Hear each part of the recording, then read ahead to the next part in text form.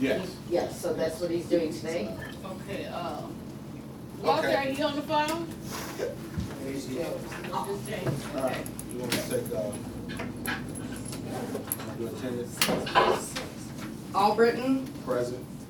Balin, Giddings. Here. Mariani, Here. Moore, Swazer, Walker, Walker? Okay. D. Waterman, P. Waterman, Here. White. Here. All right,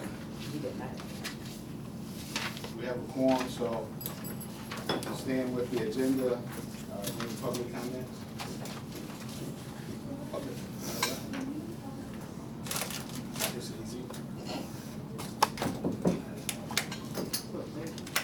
Any, agenda change? Yes, sir. All right. Per the request of the Finance Committee, we would like to table item A under unfinished business. Under new business, there's a handout regarding the fiduciary liability insurance that needs to be added. Under new business, the retainer agreement with the new law firm, Asher Kelly. There's an agenda item under new business where that handout needs to be added. There's a report in your handouts, and it's an article about Adex and how they handle North Point in another one of their pension funds, and that was just for your information. And that's all I have for agenda changes. Can I ask for an agenda change for the secret information to be tabled, and we have a separate meeting for that? Second. And then and also have the attorney present. Okay, where's that at on the agenda? Is there secret business on this agenda? No, it comes to you as informational only. It is under the executive director's report, and there are additional handouts regarding, emails regarding the information that the city has So we requested. don't have to approve it at all? No, There's no action item? there's no action on, Oh, that's okay. correct. This is just It's informational? Information, oh, okay. Okay, Okay. all right. I'll deal with This is it. a handout related to the legal. It's just a copy of the retainer, because it's under new business. Oh, I thought it was included in the agenda. It's also on my legal report too. Right? Well, it's a new business item, so new business item, Oh, yeah, this is what I attached to my, I attached it to my attorney report. Okay. H, so you will get to that before we get to the legal report, so we'll just approve it as part of new business. Okay. So what was your concern? You were saying something about, you wanted to, with that information about having your attorney present? What were you? Yeah, but if it's information only, or not, they don't want nothing from us, there's no need, I'll just deal with it through the council meeting. But did you want to have the attorney? Well, she was going to, if she was going to explain why she changed the changes. But what happened when I looked at the secret report, she changed the chart, not only when she generates the new GERS, she changes the charter without council approval. And I don't believe that attorneys, no matter who they are, no matter who they work for, get to change the charter when that is the purview of the council. She's had since, well, the city has had it since March of 2018 to come up with this agreement and come up with this idea of what they're gonna submit to IRS. Now, the dates on the secret paperwork is November 8th, I believe, of 2019. And she looked at the charter, she looked at the April 4th, 2019 amendments, and she's gonna submit those separately to the IRS. Then she went back and she redid the charter. And she changed language in the charter. As, you know, I was a old union president. When you say she, who are we speaking? Samantha Okay. Copaz, is we pronounce her last name? And she's one of the city's attorneys that's working on the super and the IRS submission. And she wants to just move it on to the IRS. But she's not submitting the new charter changes to the IRS. She's, my understanding, she's just submitting the old charter and the April 14th changes. And I said, if that should be, we should have a special meeting and take it. But since we're not, and all they don't want us to do anything, there's no action, I'll go to the council meeting next week and tell them what my thoughts. Well, could I say this here, before we move on, in regards to that, because a lot of the, and I'm speaking for myself, is not very knowledgeable about what's going on, so I think it's appropriate that we do have a special meeting. Okay, good. So everybody can bring up to speed about it, because I'm not gonna vote on anything if it come up for a vote if I don't know what I'm voting on. Yeah. So I think it's imperative that we do have a special meeting at some point where as all the trustees would be informed about the next step, so we can make an intelligent decision about it. Okay, Bob. I'm just thinking, could it be that this is a circular thing, that it's kind of would be presumptuous to have it approve the charter prior to the IRS even approving what's being done? So that and so therefore, like, the settlement was done, you know, subject to IRS approval. Now the IRS approval maybe has to be subject to the charter changes. No. But I mean, it's kind of like, that would be irrelevant to make the charter changes if the IRS didn't approve. What she did was, she made changes. It's like, I have this page here, and say this is a contract between me and Cynthia, and I decided unilaterally, I'm gonna just change words, and I said, okay, the intent is very clean. I'm not changing our contract.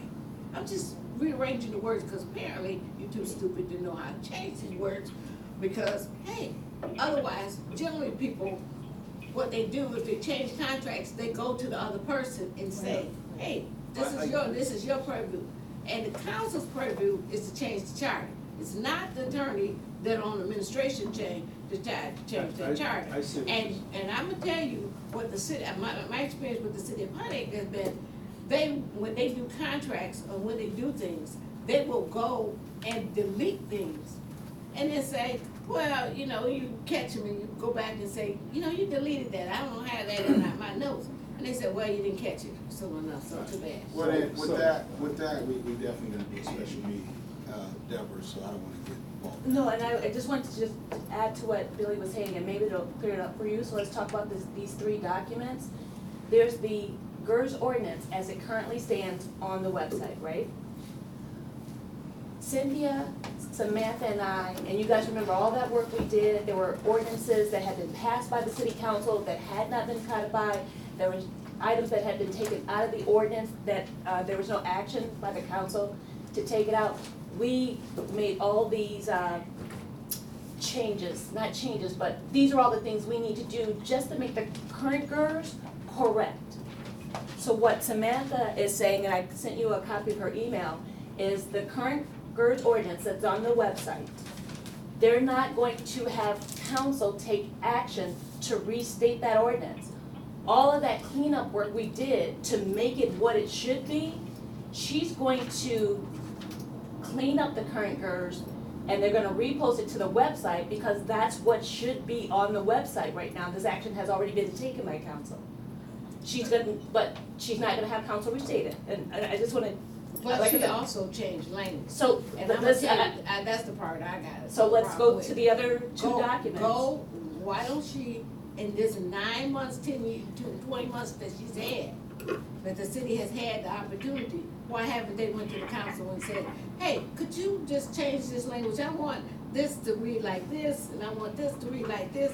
If it's no harm, you go to the council and you talk to them. You don't just unilaterally change the No, charter. and I'm not saying it's right or wrong, I'm just saying for kind of informational purposes, this is what they're proposing to do. They wouldn't have council take action to make the corrections that should have been made over the years. Then there's the GERS termination But amendment. but this year alone, I- they've had months But and months. let me interject in here. Okay, I go mean, ahead. even with that,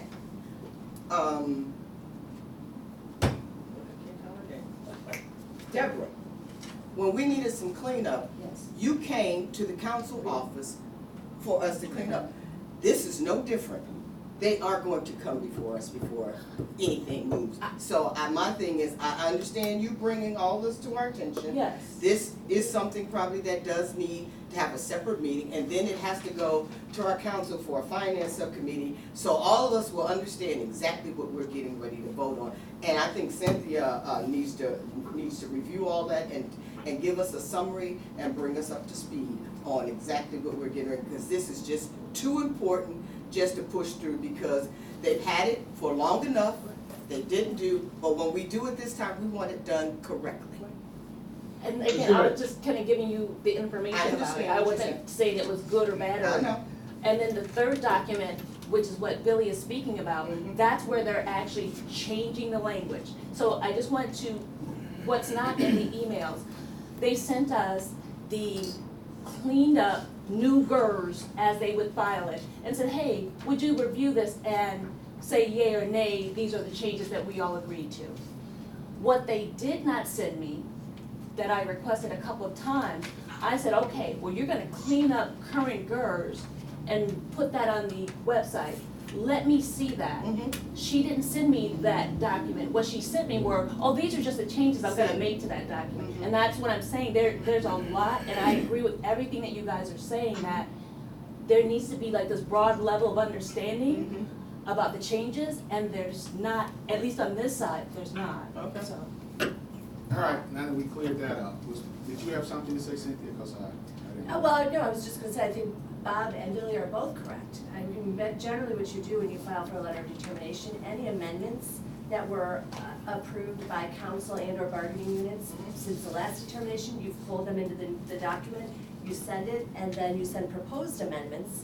And once the IRS says, yes, it's fine, or we wanna tweak this language, or, then you give that to council to Right. finalize those amendments after the IRS reviews them. All right. How's it going? Good morning. Good morning. Good morning. hi, Walter. Hello. Did I get all the hellos and Hello. ayes and out? Okay. All right, moving right around. Moving right along. All right. All right, where we at? Well, it's approved agenda. We gotta approve the changes. Mr. Chair, too, there's some on consent agenda I would like to ask permission to be able to attend the NSECR's Legislative Conference January 26th and 28th in Washington. That'd be a good one, Ms. Patrice. Yeah. Okay. And I will too. I'm going. I find this place That's a around good the one. corner. Now, Do we need to vote on that now? We would approve it as a part Yeah. of the changes, the consent agenda as amended? that's in January, right? Right. Yeah.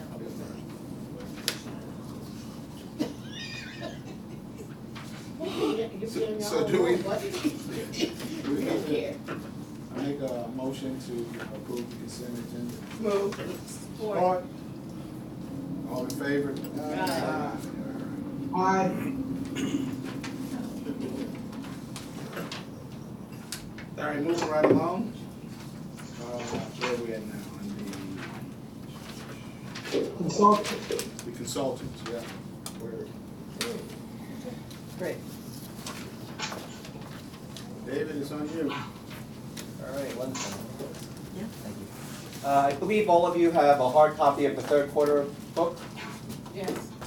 If not, you could just steal one from the person next to you. I think we have enough copies What if out they're there.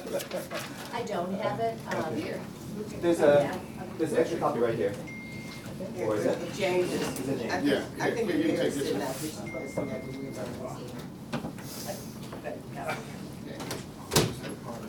were All right, so I'm not gonna go through the bulk of the book, but obviously this is the tome that we produce on a quarterly basis. That gives you a lot more detailed reports than the monthly snapshots.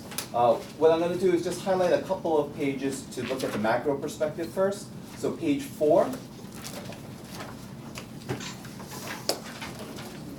And what I usually highlight on this page in the upper left-hand corner is the economic statistics that we focus on. Page 4 all the way in the front, in the upper left-hand corner. So you'll notice the first line, GDP. Although the initial number for the current quarter came in at 1.9, that's since been revised up over 2%. So GDP growth in the US is solid at an annualized 2% growth.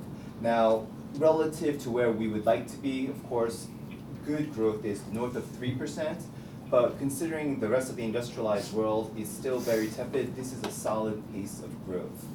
The other number that I think is of import, because a lot of these haven't changed from the prior quarter to the more recent quarter, is fourth row down, Fed funds rate. As you recall, this report captures July, August, September, so this just shows you that the Fed decreased interest rates 2 times during that quarter, from 2.5% to 2%.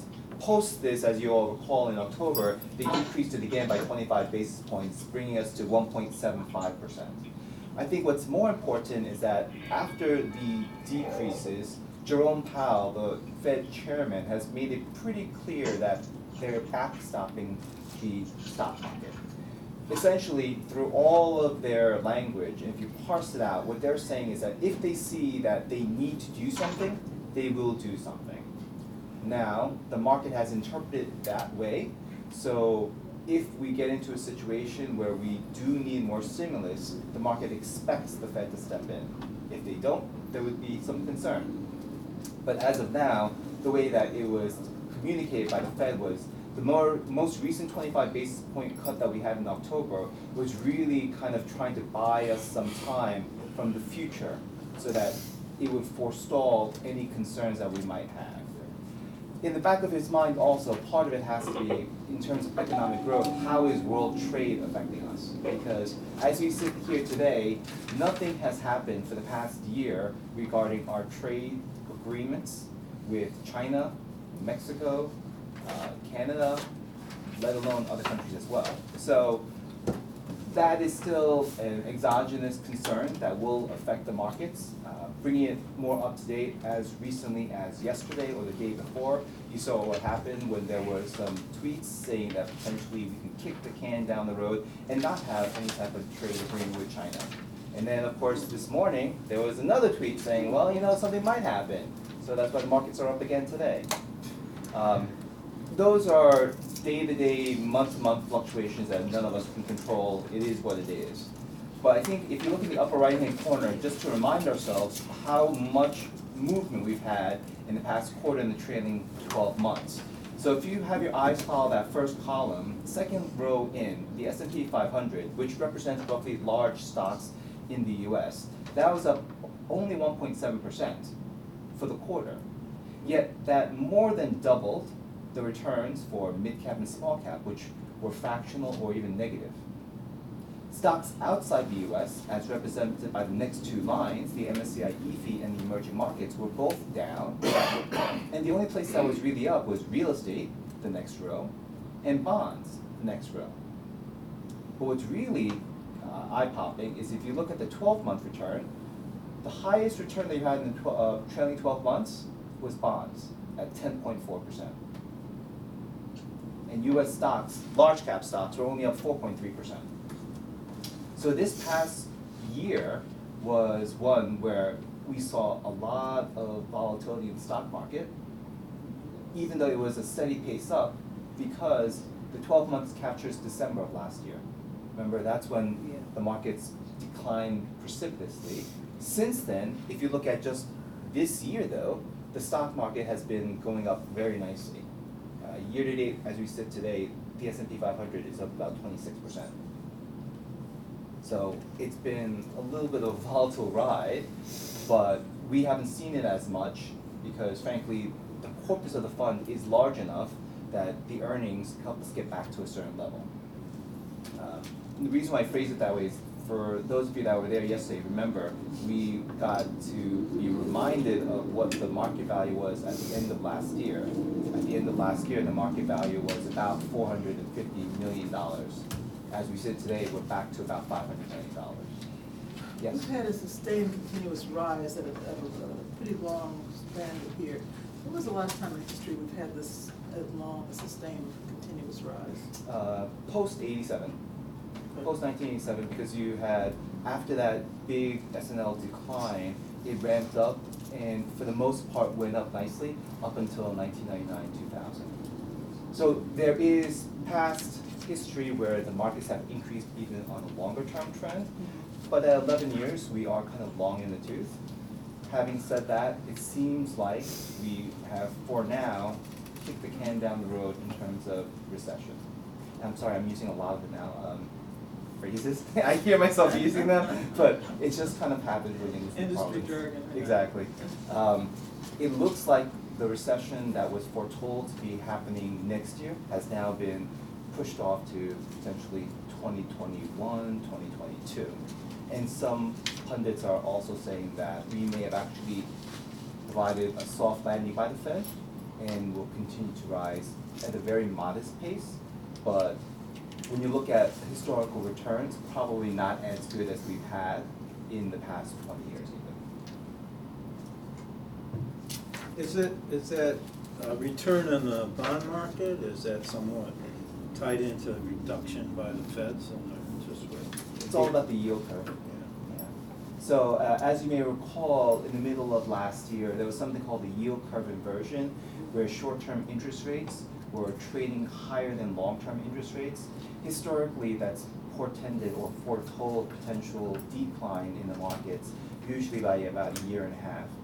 Many people said that this time was different because the reason why short-term interest rates were affected now is not necessarily because of what we're doing to a certain extent, but also what's happening throughout the world. As we sit around the table today, there's about $17 trillion of bonds that are trading at negative yields by other governments. What that means is that you give them money in 30 years' time, you give them $1,000, they'll give you back $990. Would the investors there be thinking, well, I'm going to lose less there than I would in the equity market? They want security. They know they're going to get money back, right? And which is what they still get quarterly income or whatever. Exactly, you get quarterly income, but of course inflation takes away a little bit of it as well. But that's why the U.S., relative to what is out there, has been doing quite well, even though our 10-year is only trading at roughly 1.75%. Still a positive return. If I could ask you to turn to page 6, this is a snapshot similar to what you see in the monthly document, but more compressed. Going across that first row, you see different trailing periods. And as of the end of the third quarter, the fund gained 0.6% on a gross basis in the 64th percentile. Trailing 1 year was 3.6, trailing 3 years 8.7, and you see the other numbers, 10 years 9.3, and since June of 1995, 8.2. So I'll say for the longer term track records, you're in the top quartile, if not the top decile. Very solid returns over the long term. The more recent return of 0.6% is kind of in the middle of the pack.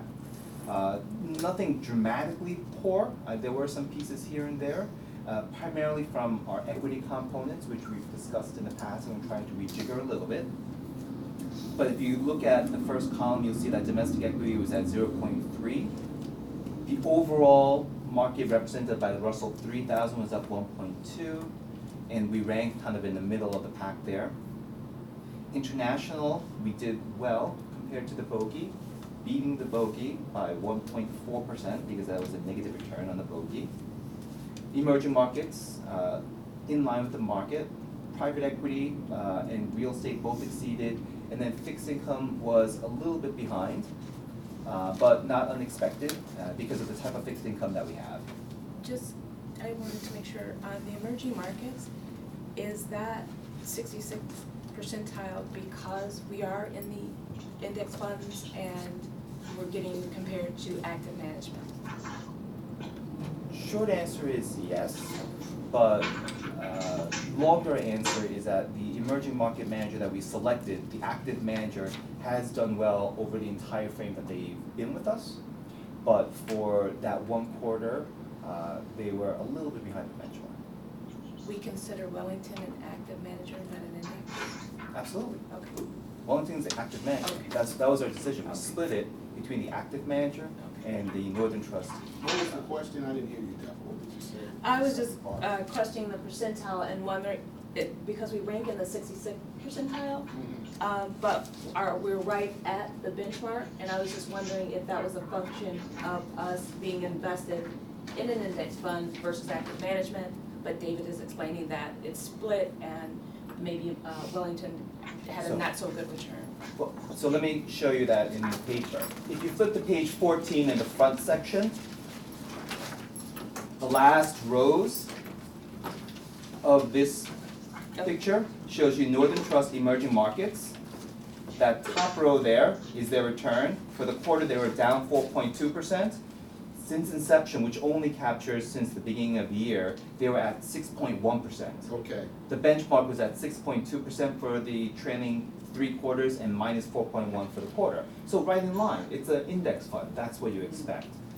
Flip to the next page, that first row, and this is Wellington, your other component in emerging markets. For the quarter, they did underperform a little bit to the benchmark, but for the 3 quarters, they were ahead of the benchmark by over 2%, 2.7%. So it's a combination. You have a little bit more active than passive in emerging markets, but on the front page that you saw a moment ago, it's a combination of those two. Where do you get the 2.7%? I just did the math. 8.9 minus 6.2.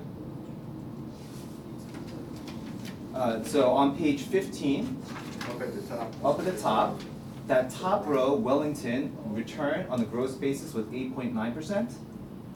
And the benchmark is 2 rows beneath that, which is 6.2%. And all I said was that if you take 6.2 from 8.9, that difference shows you 2.7 outperformance by the active manager. So for the most part, our active components have done well. I'll come back to that in the preliminary sheet. It's easier to see there.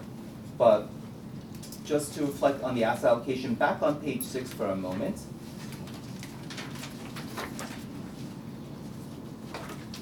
The upper right-hand corner of the page shows you at the end of the 3rd quarter, we had roughly 52% in domestic equity, about 6% international, and you see the rest of the components there, pretty straightforward, well diversified. I would say the way that we look at the world, you want to look at your equity-like risk and your bond-like risk, so it's about 65-35, because you draw a line where you have real estate and move on down, that's your bond-like risk. So 9 plus 25 plus 0.3 gives you roughly 65%. We started the market value at just north of $500 million with all the things that we've had in terms of slight returns as well as withdrawals. It took us down to $496 million. But as we sit here today, the market value is back up at $502 million. This is the market value as of yesterday.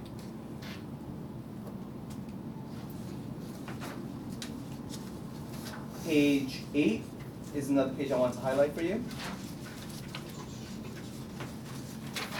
And as a reminder, what this is that dark line up on top shows you the corpus of the fund and how it's moved a long time. So over this 10-year frame, you notice that the market value has consistently moved up. Even though there's been some dips, it's still moving up. That dotted line on the bottom, where you see you have a sawtooth movement and then going straight down to the bottom right, that's your cash flow, which you can see in the bottom right-hand corner of the page. We've taken out about $243 million over the past 10 years. But in this intervening decade, the market value appreciated by $360 million. You started off at $380 million, you made $360 million, and even though we paid out $244 million, it brought us to a market value of about $497 million.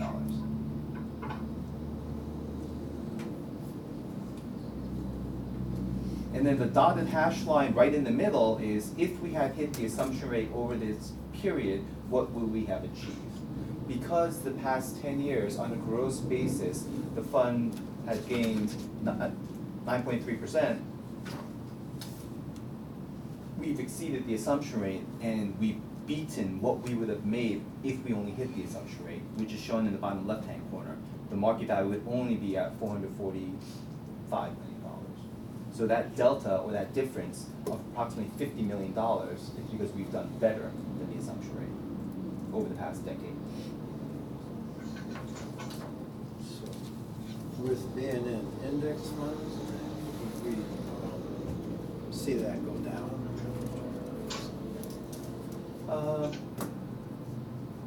I mean, our performance versus the, A bogey. yeah. Sure. I don't think it's going to make that much of a difference.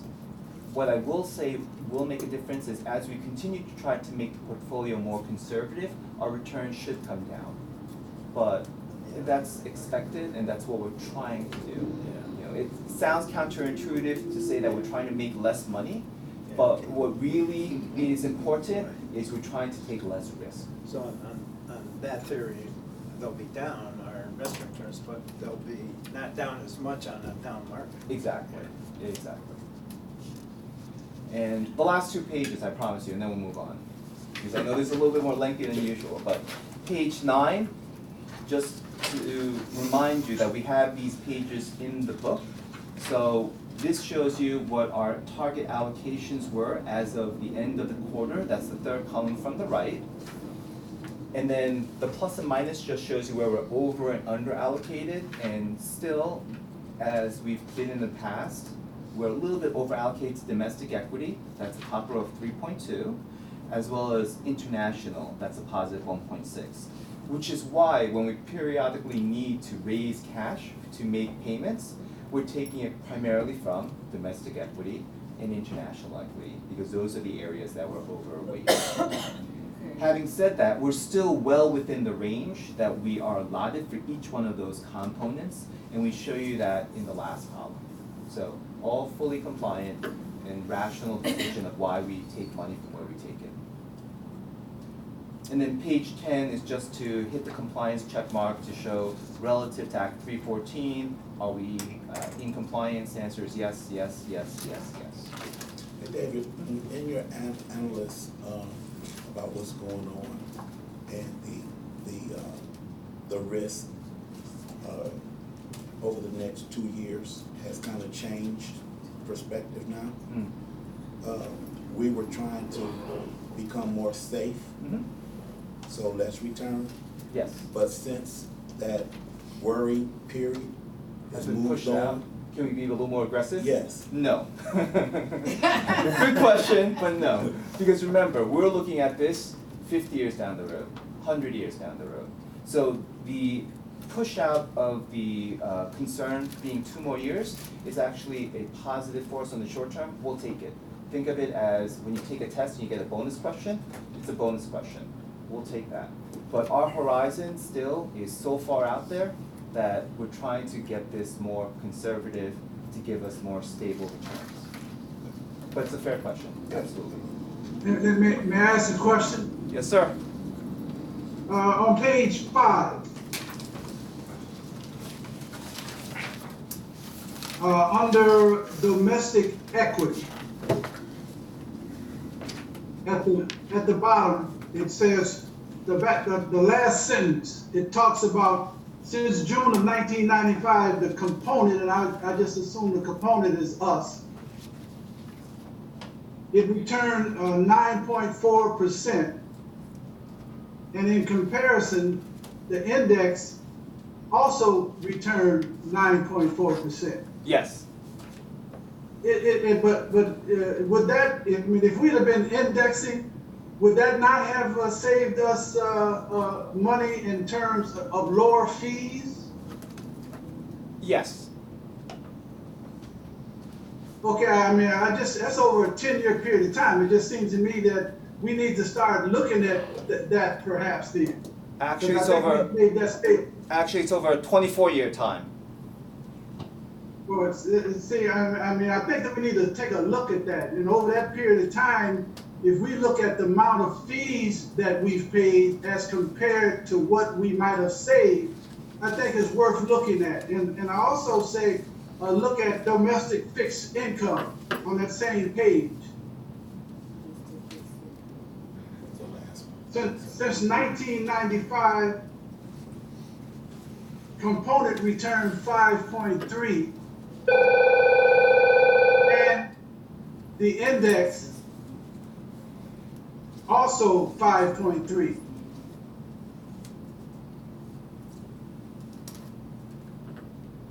Same thing in terms of our bonds and our equity.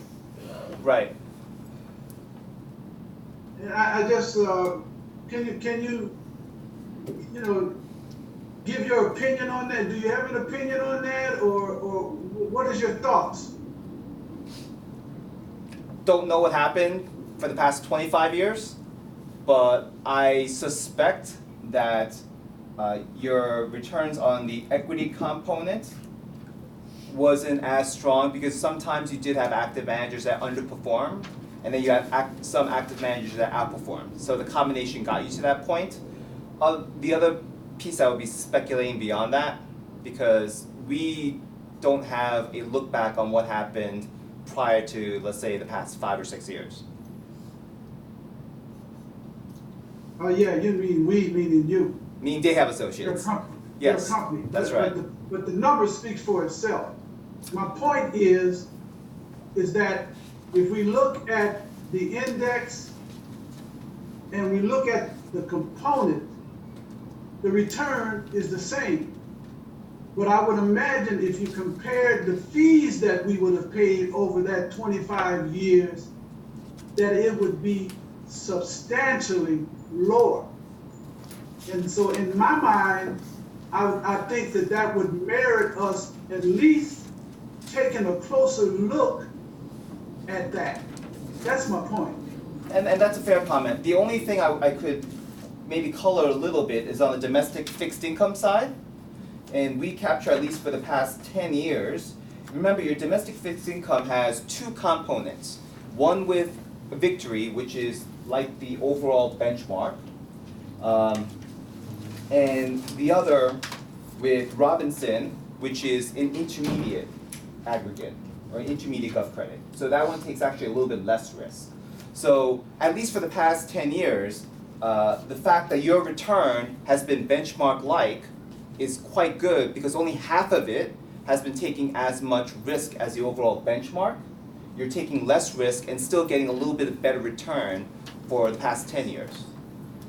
So it still doesn't speak to the past 25 or 26 years for bonds, but I could at least highlight for the past 10 years, you've been doing better, even though you're taking a little bit less risk.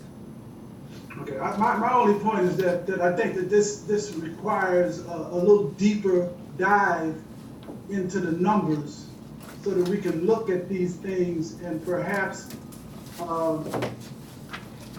because the only way to bring about change is to change. If we continue to operate the same way, then we never change. And I'm looking at, I'm interested in looking at situations where we can change tide, and rather than money going out of our system, that we have money coming back into our system. That's all I'm saying. Thank you. All right. If I can move on to the October preliminary.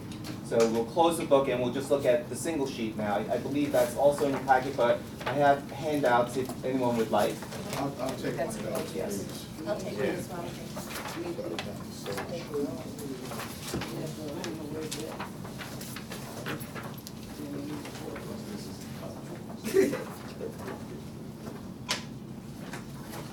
So this shows you an updated value as well as returns just for 1 month.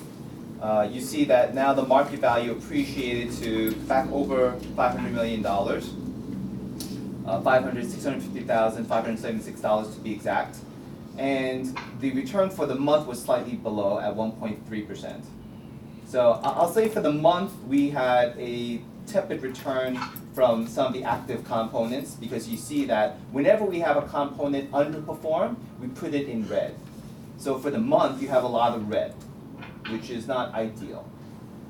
However, when you look at over longer terms, so if you start at 5 years, 10 years, and inception, you'll notice that for the most part, you lose a lot of the red. To Mr. Moore's point, what I'll highlight is the since inception column, that last column. And you'll notice that the last two columns, inception has a return, and then the date. So we try to capture as far back history for those components. And what I'll say is that for the most part, a lot of these have not been around for 20 years. Most of them have been around for less than 10 years.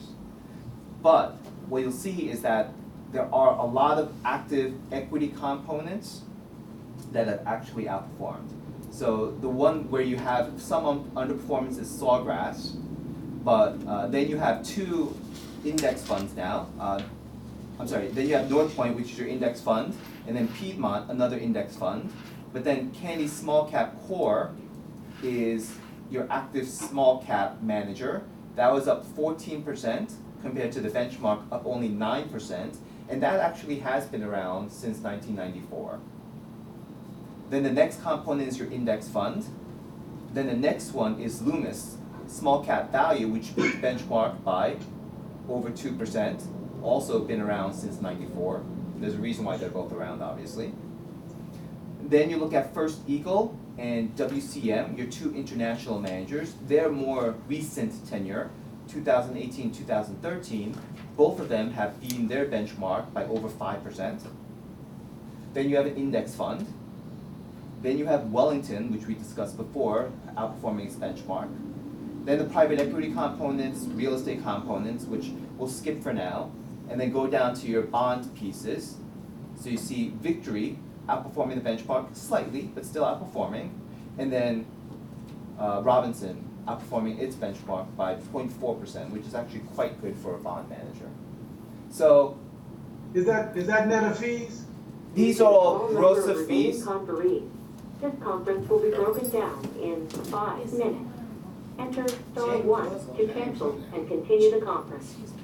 These are all gross of fees, but what I will say with the active managers that I mentioned, even on a net of fee basis, they would have easily outperformed their respective benchmarks. So the managers that we've had around for a long time, or who have come on board, for the most part have done well. That number that you cited over the past 20 some odd years, it does capture some underperformance of other people that aren't here anymore. And of course, over time, we've picked up some more indexing. That's why you heard me kept saying index fund, index fund, index fund. I got you. Your passcode has been confirmed. Please wait while you are joined to the conference. Remember, leader, star 0 will call. Are there any questions with the preliminary? Yeah, Deborah? Kennedy, which we've had a long time, and it's done very well with their small cap core. We, a while back, had some uncertainty with their small cap growth fund that we were in, so we put it into the Northern Trust. We got you. Have we looked at how that fund is done? 'Cause our uncertainty was related to a lot of changes that were going on. But have it, I mean, obviously we didn't ask, but. Sure, no worries. We haven't gone to that, that's the next thing. I'm just. Short answer is we do keep track of everyone. What I would caution to do is having buyer's or seller's remorse, because you're never gonna get the decision right. Their growth fund is a decent product, but it is lumpy. So there are gonna be periods that they look good and some periods they don't look as good. As a reminder, what we will be doing at some point in time is looking at all of the components, looking at the index funds to see whether or not it makes sense to make them active, or vice versa, if it makes sense if our active should be passive. That's something that is an ongoing discussion point. For instance, I think the most likely place that we could have that conversation sooner rather than later is probably the emerging market component, because we have two pieces there, an emerging market index fund and an active component. The track record's a little bit short. There was a reason why we decided to split it, but that's something that we can consider. But those are obviously points that we should always take a look at. I like to personally look back because I want to keep my perfect record of making the wrong decision. You're in good company there, so. Any other questions for the preliminaries? Then I also had distributed a single sheet on cash movements. So this is just to ensure that we have enough of a cushion to pay out more of our benefits. And what I'll say is, if you look at column F and G, right in the middle, and you look at those two columns, and you'll notice that the column that has the most difference relative to target, so target allocation is G, and then F showed you the allocation as of November. The biggest gap that we had was in mid-cap, which is managed by Piedmont, which is why we are recommending taking $6 million away from them. In fact, in terms of hard numbers, that's shown in column I. That shows you the over or under allocation relative to their targets. And you see the one that had the most over allocation was mid-cap, which is why we're taking the $6 million from mid-cap. As you may suspect, the next time we have to go back to the trough to take money away, it'll come from international. Because international, unless something dramatically happens, international is a place where we're most over allocated. And that's simply what we do. We try to look at our target allocation, see where the over or under allocation is, and if we have to raise funds, take it from the manager or asset class that has the most over allocation. Okay, I got a question. I thought back in August or September, I asked, was we gonna have to take any more money? But that would, we didn't 10 million from Piedmont. And I said, are we gonna have to take any more money? And I was told, no, we're not gonna have to take any more money. And now here it is December rather, and we had to take some more money. Is there something that happened so dramatically that we all of a sudden had to leave $6 million?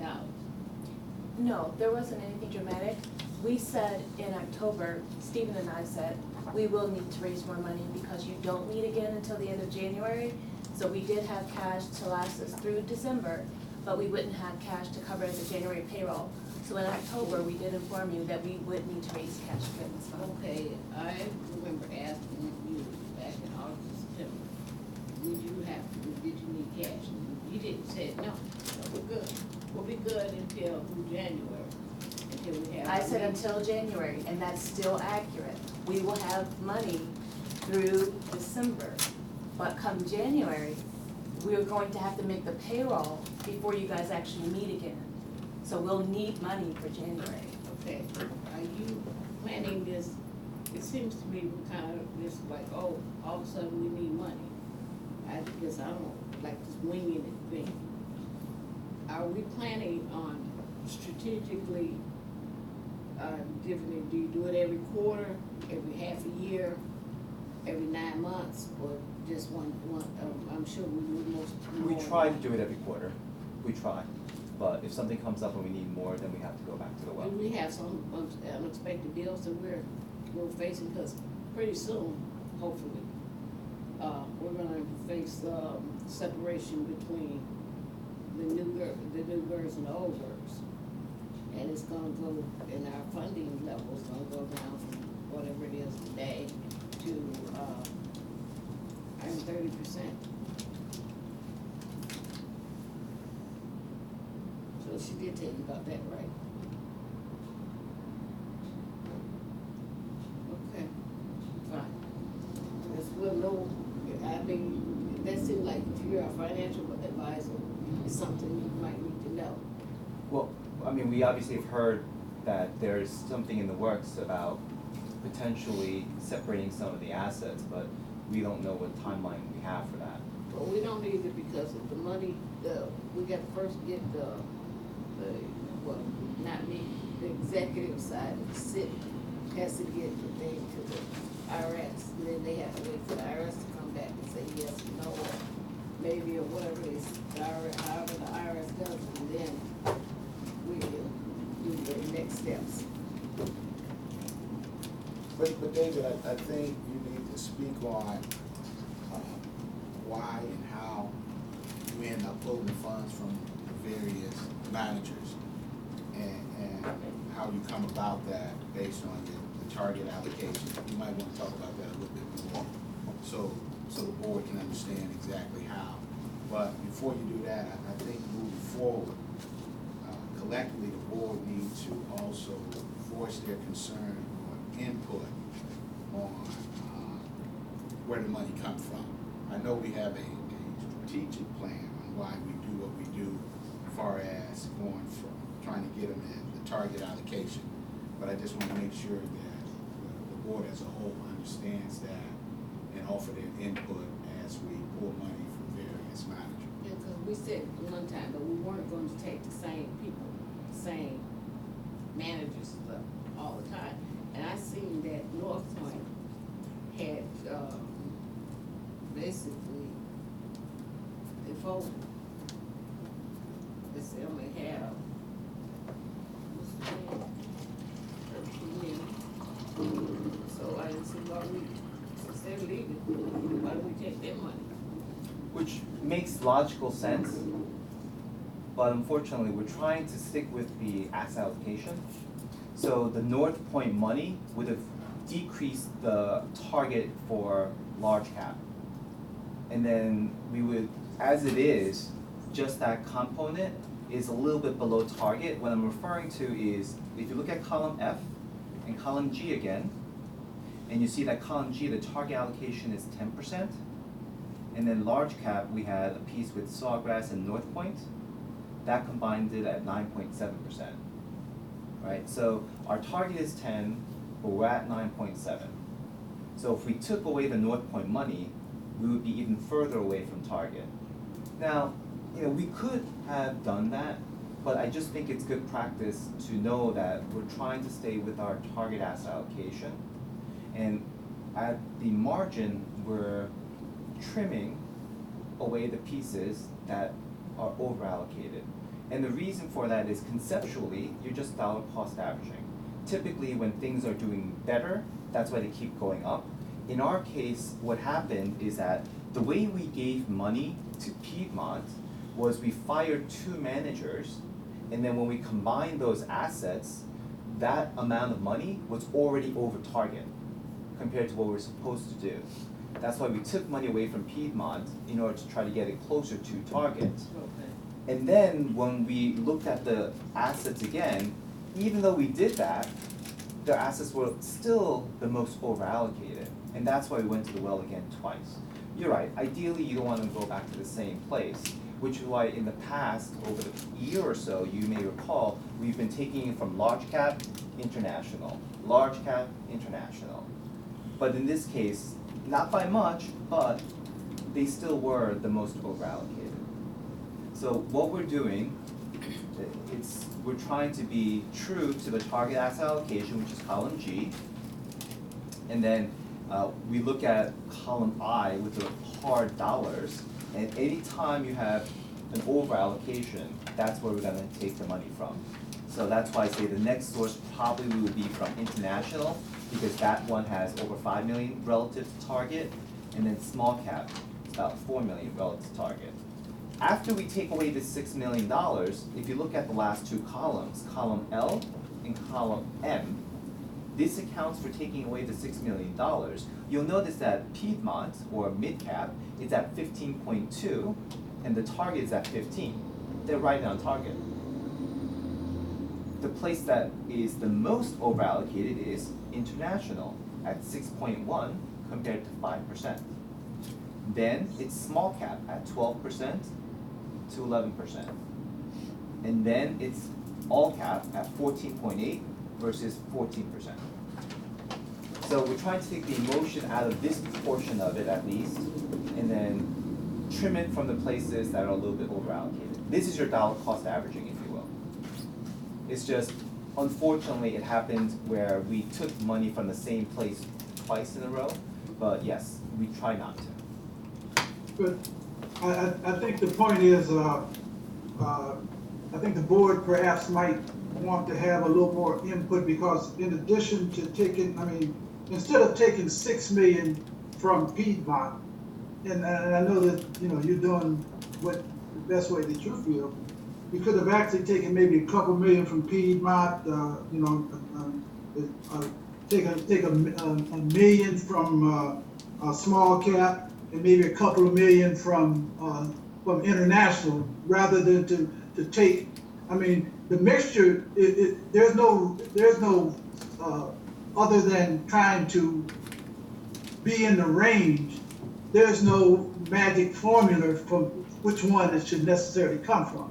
Absolutely, absolutely. There is no magic. I mean, rather than to take it all from one manager, you know, we could have, like, say, even take half, 3 million from Piedmont, 1 million from smaller cap, and then another couple of million from international, and it would still have been the same. And I think that's the impact that people are looking at, rather than to have it back to back from one particular manager. Sure. What I'll remind you also is that historically, when we've had allocations to a large cap or small or international, we've taken it from multiple managers because we took it from the asset class. So for instance, with international, we may be taking it both from First Eagle and WCM because it's the asset class. But it's because in Piedmont's case, they're the only mid-cap manager. Right. So in the asset class, it all comes from them. Yeah. Absolutely, Mr. So the point is that there's no magical formula that's used to take it from one manager as opposed to taking it from another manager. What I hear you saying is the reason that it was done this way right now is because Piedmont happened to have the most money. The most and over-allocation. The most over-allocation. Right. Okay, So I guess probably the best, you know, if we're gonna deal with that, probably the best place to deal with that, if we feel different than what is being recommended, is in the finance committee. That, you know, because you would not be in opposition if the board, rather than to take 6 million from one location, that they would want to take it from 3 locations rather than one. That's not a issue with you, is that correct? Right, as long as those are the places that are over allocated, Yeah. that's fine. And all of these areas that I just mentioned are over allocated: international, small cap, and Piedmont. Yes. The transactional cost be the same if you did it from multiple sources? It would be a push. The transactional cost wouldn't be that much of a difference. It would just be operationally more work because we have to move it from multiple pieces, but otherwise, it's a push. Honestly, this doesn't really matter a whole lot. It's just what was simplistic and following a programmatic way of trying to hit the targets. We are happy to work in finance to try to ensure that we have less of a hit to one manager. It's not a big deal. So. And ultimately, that's the board decision. Exactly. But we would need to make it today. Well, exactly. If you guys all wanted to change this one, we would have to make a decision today. Or if you want to make it prospective, whatever your pleasure is. Let's make this as easy as, Well, Mr. Chairman. Let's make this as easy as possible. This is what you have presented to us today. Let us do that, and from there forth, then take it to the finance and do the direction of how we want to do it thereafter. That's a good suggestion. I like that. Yeah, with that, I move that we accept the recommendation of removing the 6 million from Piedmont to meet our financial obligation. Support. Support. All in favor? Aye. Aye. Did Patrice move that? Yeah. Thank you. And I believe I have only one more thing left. That's fine. Sorry. I noticed that the agenda has me talking about the all-cap restructuring. Just to say that, as you may recall, we did have one termination, and that was a TiVo, and that money moved over to Lasante and Focus. Relative to what the assumption was, the cost was cheaper, everything moved smoothly. It happened in October. That's it. And why was T-Roll let go? That was the decision of addicts. When we moved their mandate to an all-cap component, they felt that that was the best decision on making the portfolio appropriate to the all-cap mandate. Yeah, we've been kind of looking at T-Roll for quite a while too, in terms of performance, have we not? Yes. And just so, with Asante and Focus, right now they scheduled we got our next board meeting in January, so you have an opportunity to meet them. So that's now that's scheduled for our next board meeting. They will be present there. We'll see Patrice as well. That concludes my report, Mr. Chairman. All right, thank you very much. Reports from, do we have any reports from the committee? We do. So the Personal and Administrative Committee met. I'm sorry. The Personnel and Administrative Committee met and they had a limited agenda. The first item on their agenda, which their recommendation was concurred in by the Finance Committee, is to renew the United Healthcare insurance. That is an item under new business. That is the staff's healthcare. You all recall that you had requested that we convert that to a January 1 conversion date, which we were able to do. In your packet is, along with the memo, is a list of all the plans that United Healthcare currently offers. And as I mentioned to the committees, every year, United Healthcare offers fewer and fewer plans. So the plans that you see are all that they offer, and they're about half of what they offered last year. And of course, they never offer the same plan. The committee, if you look in the comparison chart, there were two plans that were very similar to ours. Option A would provide essentially the same coverage. However, you'll notice that under the maximum out-of-pocket cost, United Healthcare is shifting a lot of the expenses onto the actual employees. So for the maximum out-of-pocket cost, our costs go from $1,750 for a single person to, I believe it's $6,300. And for a family, it goes from, I believe it was $1,000, but it goes up to, no, it might have been $5,000, it goes up to $13,000. But it is the most similar, it's just more out-of-pocket expense for the employees. I'm happy to answer any questions, but both committees are recommending that the board would approve the Plan A listed in the agenda. Does anyone have any questions about that? Both committees did review the fiduciary liability insurance. There is a handout that updates the comparison as well as provide the quote from the three providers. Both committees discussed it at length, and the decision out of both committees was that it would come back before the board. What was updated in the summary is the MAPERS group, that Union Services Agency, we went back to them because they offered a policy with a $100,000 deductible as well as one with a $50,000 deductible. But for comparison's sake, we asked for a policy with a $0 deductible, and you'll see that has been updated. But the recommendation of both committees is that it would be brought back before you today, and it is an item under new business. Both committees discussed. If I could speak to that. Sure. In terms of that decision, we went to our existing carrier and asked them to extend for 2 months, and they came back with a fee of $10,000. Now, as I was looking into this a little bit more last night, both of the other persons that submitted, companies that submitted bids, that bid is only good until December the 10th. Is that correct? Right, we had requested these quotes, they were scheduled to expire on November 30th, you all recall, but you didn't make a decision.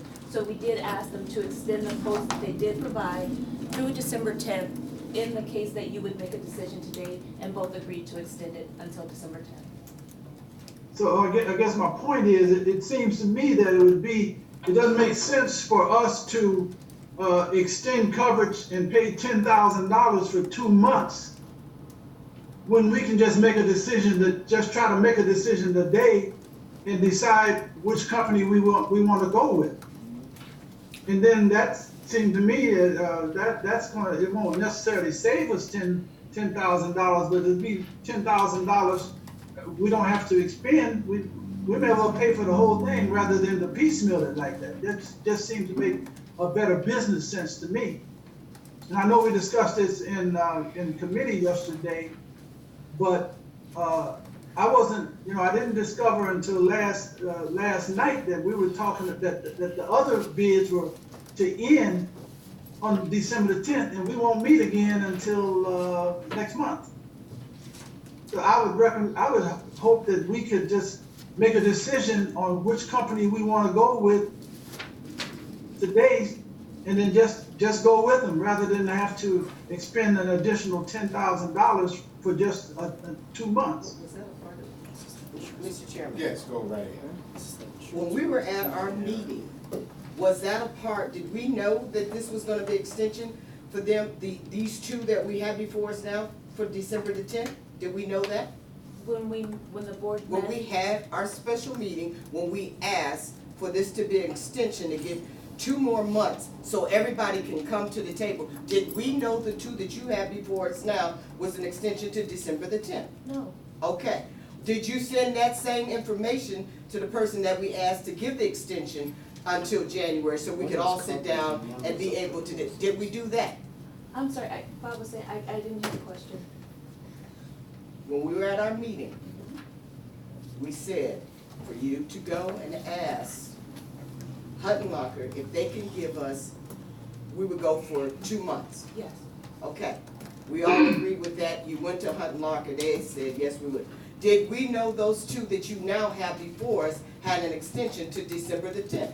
We did not. And what was the date that they were extended? It was, the end was supposed to be November. It was Is that supposed to correct? end in November, yes. Okay. They're two different things. One is extended coverage. That was the big concern. We wanted to keep the coverage. And then a Absolutely. proposal, I mean, they had a November 30th, so they extended it beyond the date of this meeting. They Okay, you may, gave they them may a extend it proposal. another month if we don't make a decision today. You gave them a proposal. Did you ask Hutton Locker for another proposal? I didn't give anyone a proposal, we just asked them to extend the expiration date of their quotes. Their quotes were only good for 30 days, and we just asked them to extend, that. Why? Why did you ask them to do that when we had sat down and determined that we were gonna ask Hutton Locker to go into January? Why was that done? So we can So still make a you- decision. Right, so. Who you- made the Okay, decision? okay, so I can't hear y'all because 2 of y'all down there talking. So what are you saying, Bob? Well, I'm saying that, I think we discussed that at that special meeting, was that we hadn't made a decision, so we wanted to keep all 3 decisions on the table. No, We we would, didn't. by No, just, no. by just extending Hutton Locker 2 months and not getting the proposals Okay. extended, that would be, in effect, Okay. making a decision because, to Hutton Locker, because the We didn't- proposals would we- be dead. I was at the meeting and we did not say go to the other two and have their quotes extended. We said Yes, we go did. to Yes, we Hutton did. It Locker. was said. We did. Yeah. We asked to see if they would hold their numbers, which was Yeah. basically extending their quotes. Yeah. it Because was- their it their was- quotes expired November, whatever, 30th. Well, we were saying, well, they, if we can't make a decision, we need to make sure they'll hold these numbers instead of raising the fees if we, so that we know how to make a decision, that's all. We're just asking That's them what to you extend typically their do, I quotes, mean. yeah. Because quotes always expire. I mean, Yeah. when we The get bids, bottom it's line only is for that 90 that we days. have, the bottom line is that we still have to make a decision on our insurance coverage. We're covered right now.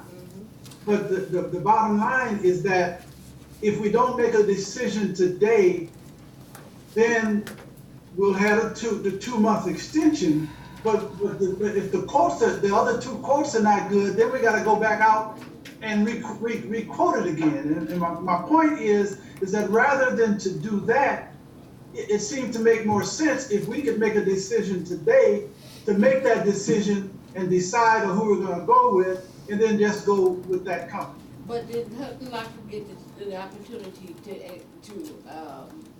change their? They got their bid, their bid is in. Wait a minute, can you let me finish? Well, go ahead. Did Hutton Locker get to change their quote like the other companies did theirs?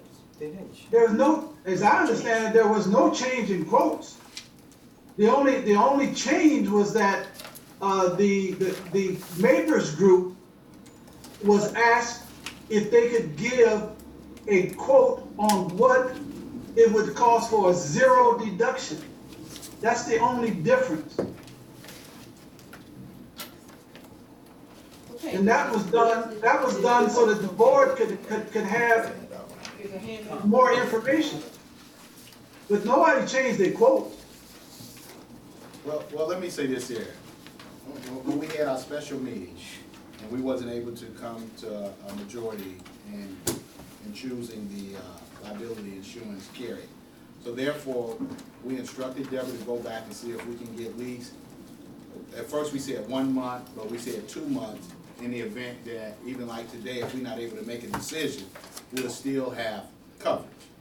So what we need to do today, when it's part of the new business, you know, everybody vote their conscience on the proposals that we have before us. And if it doesn't pass, for whatever reason, we still have coverage. So that's the most important thing. So when it comes up to new business, we'll vote on it and let the chips fall where they may. If for some reason, if it doesn't pass with a majority, we know we at least still have coverage. And then maybe during the month of January, we go out and seek other quotes or whatever the case might be. Our main concern coming out of that meeting last month was to make sure, no matter what happened, we was at least covered for 2 months. And we are, I think if we make a decision today, we'll be covered. And as you indicated, that if we don't make a decision today, We'll be covered. We'll be covered for the 2 months, but we'll have to pay $10,000. We could use that $10,000 to go toward either the existing coverage or one of the other options.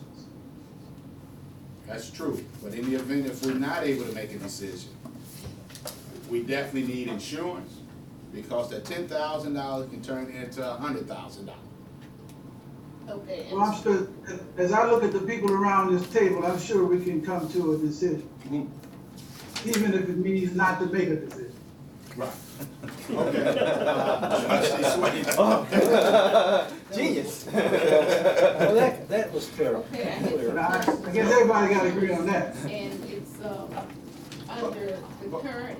But hold on, but with the insurance, we'll address that during new business. Okay, So we're gonna fine. just keep Okay, the meeting moving. Because it's on the agenda. All right, was there anything else from committees? All right, then go right ahead. So both committees received the report regarding the member who's going through the disability reexamination appeal procedure, and the third doctor did come back and say, and concur with his doctor, that this member is totally and permanently disabled and should be retired. That is an item under unfinished business, and both committees are recommending that the board would approve to concur in that recommendation. The finance committee reviewed all of the consultants' reports. The finance committee did discuss the new process for reviewing managers, whereby we will bring in 2 managers per month to the board meeting, and that will replace the semi-annual meeting with respect to your due diligence and manager review on an annual basis. For the first quarter, we will do 2 managers per meeting, and then going forward, we might make adjustments. But the committee decided, we had discussed having them come into the finance committee, but it was preferred that they come to the board meeting because the finance committee would have had to have been posted, because there was the potential that 6 trustees would have been there, and that part of the meeting would have been an open meeting, and they decided it was just best to have it as a board meeting, at the board meeting, instead of having another full board meeting posted every month. The committee is recommending for approval, obviously, the new retainer with Asher Kelly. The committee is recommending that the board would approve to renew the crime insurance, which renews January 1, to renew that with Chubb, and that's an item under new business. The Finance Committee did receive a report regarding Mr. Parr, and that will be something I would like to discuss in closed session. And there is a new business item with respect to a no-show fee waiver on the agenda.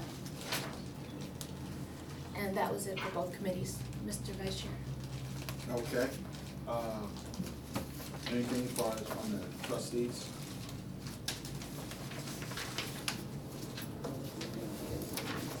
Well, I got something. In regards to, we started the personal finance curriculum last year. It's going to continue this year at the ITA.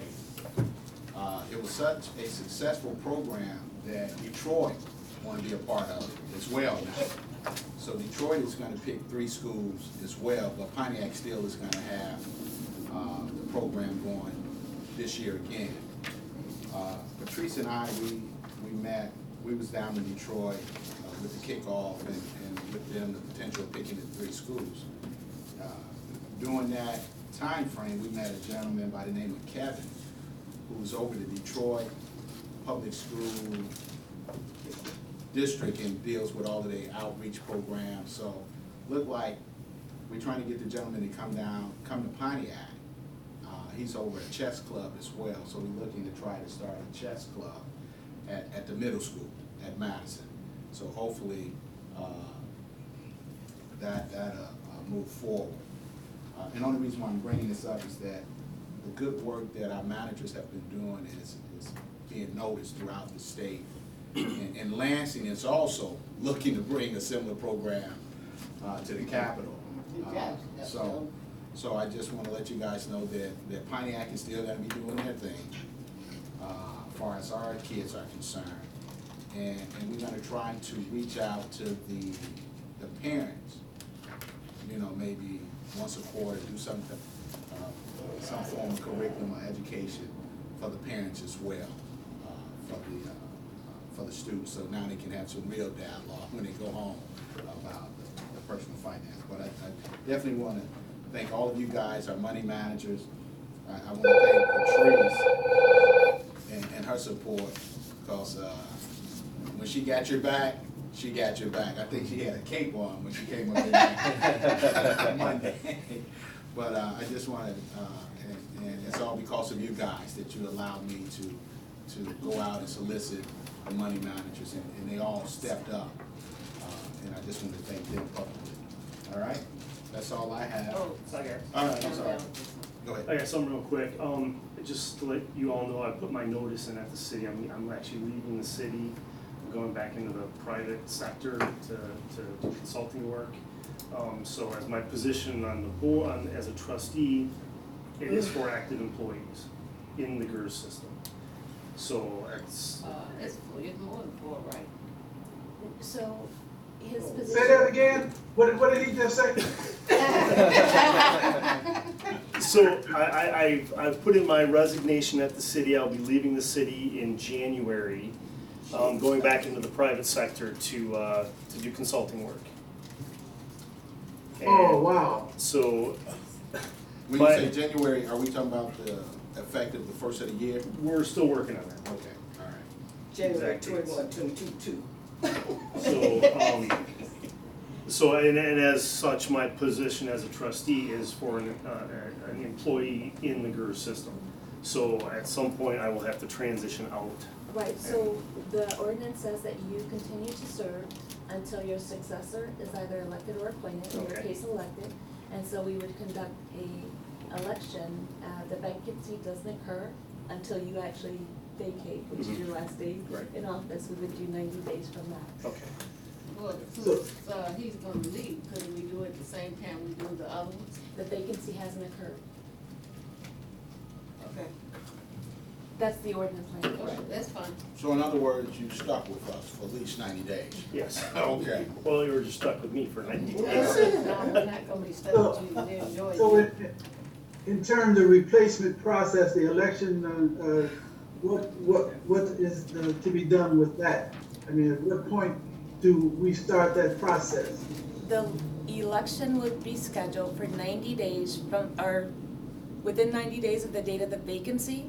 So once he actually has his date set, we would do like we've done, as you see in the agenda, we would set another election schedule to fill that seat within 90 days of his termination date. Wow. All right. Okay. Go ahead. Is that me? Yeah, I'm Trustee sorry. Waterman. All right, yes, I'm happy to speak. And yes, John Ballard breaks the news. It's hard loss for the city. He's been with the city for 13 years. And I have such confidence in him as city engineer that I did appoint him to the department head.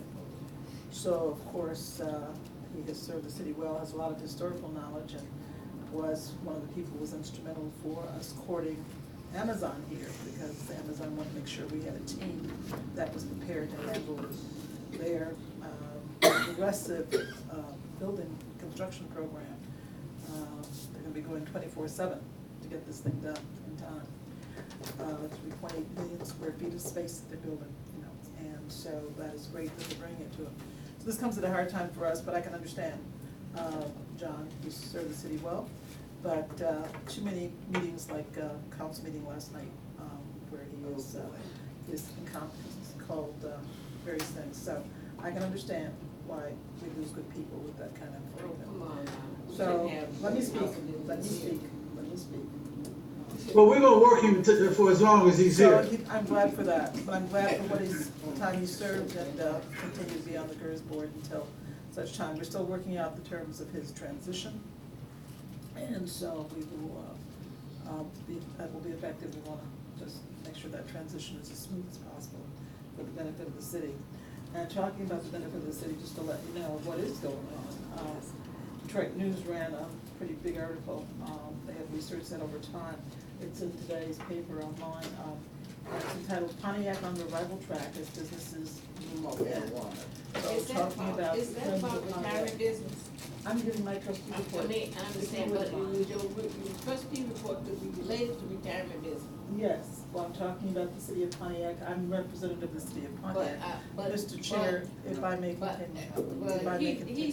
He's conducting a meeting right now. If I may But continue, I Mr. wanna Chair. ask that the remarks be restrained to the related This to is- retirement business only, We hear you. nothing else. If you Okay, would give me you- the courtesy of speaking. Go ahead, If you continue. would give me the courtesy of speaking, thank you very much.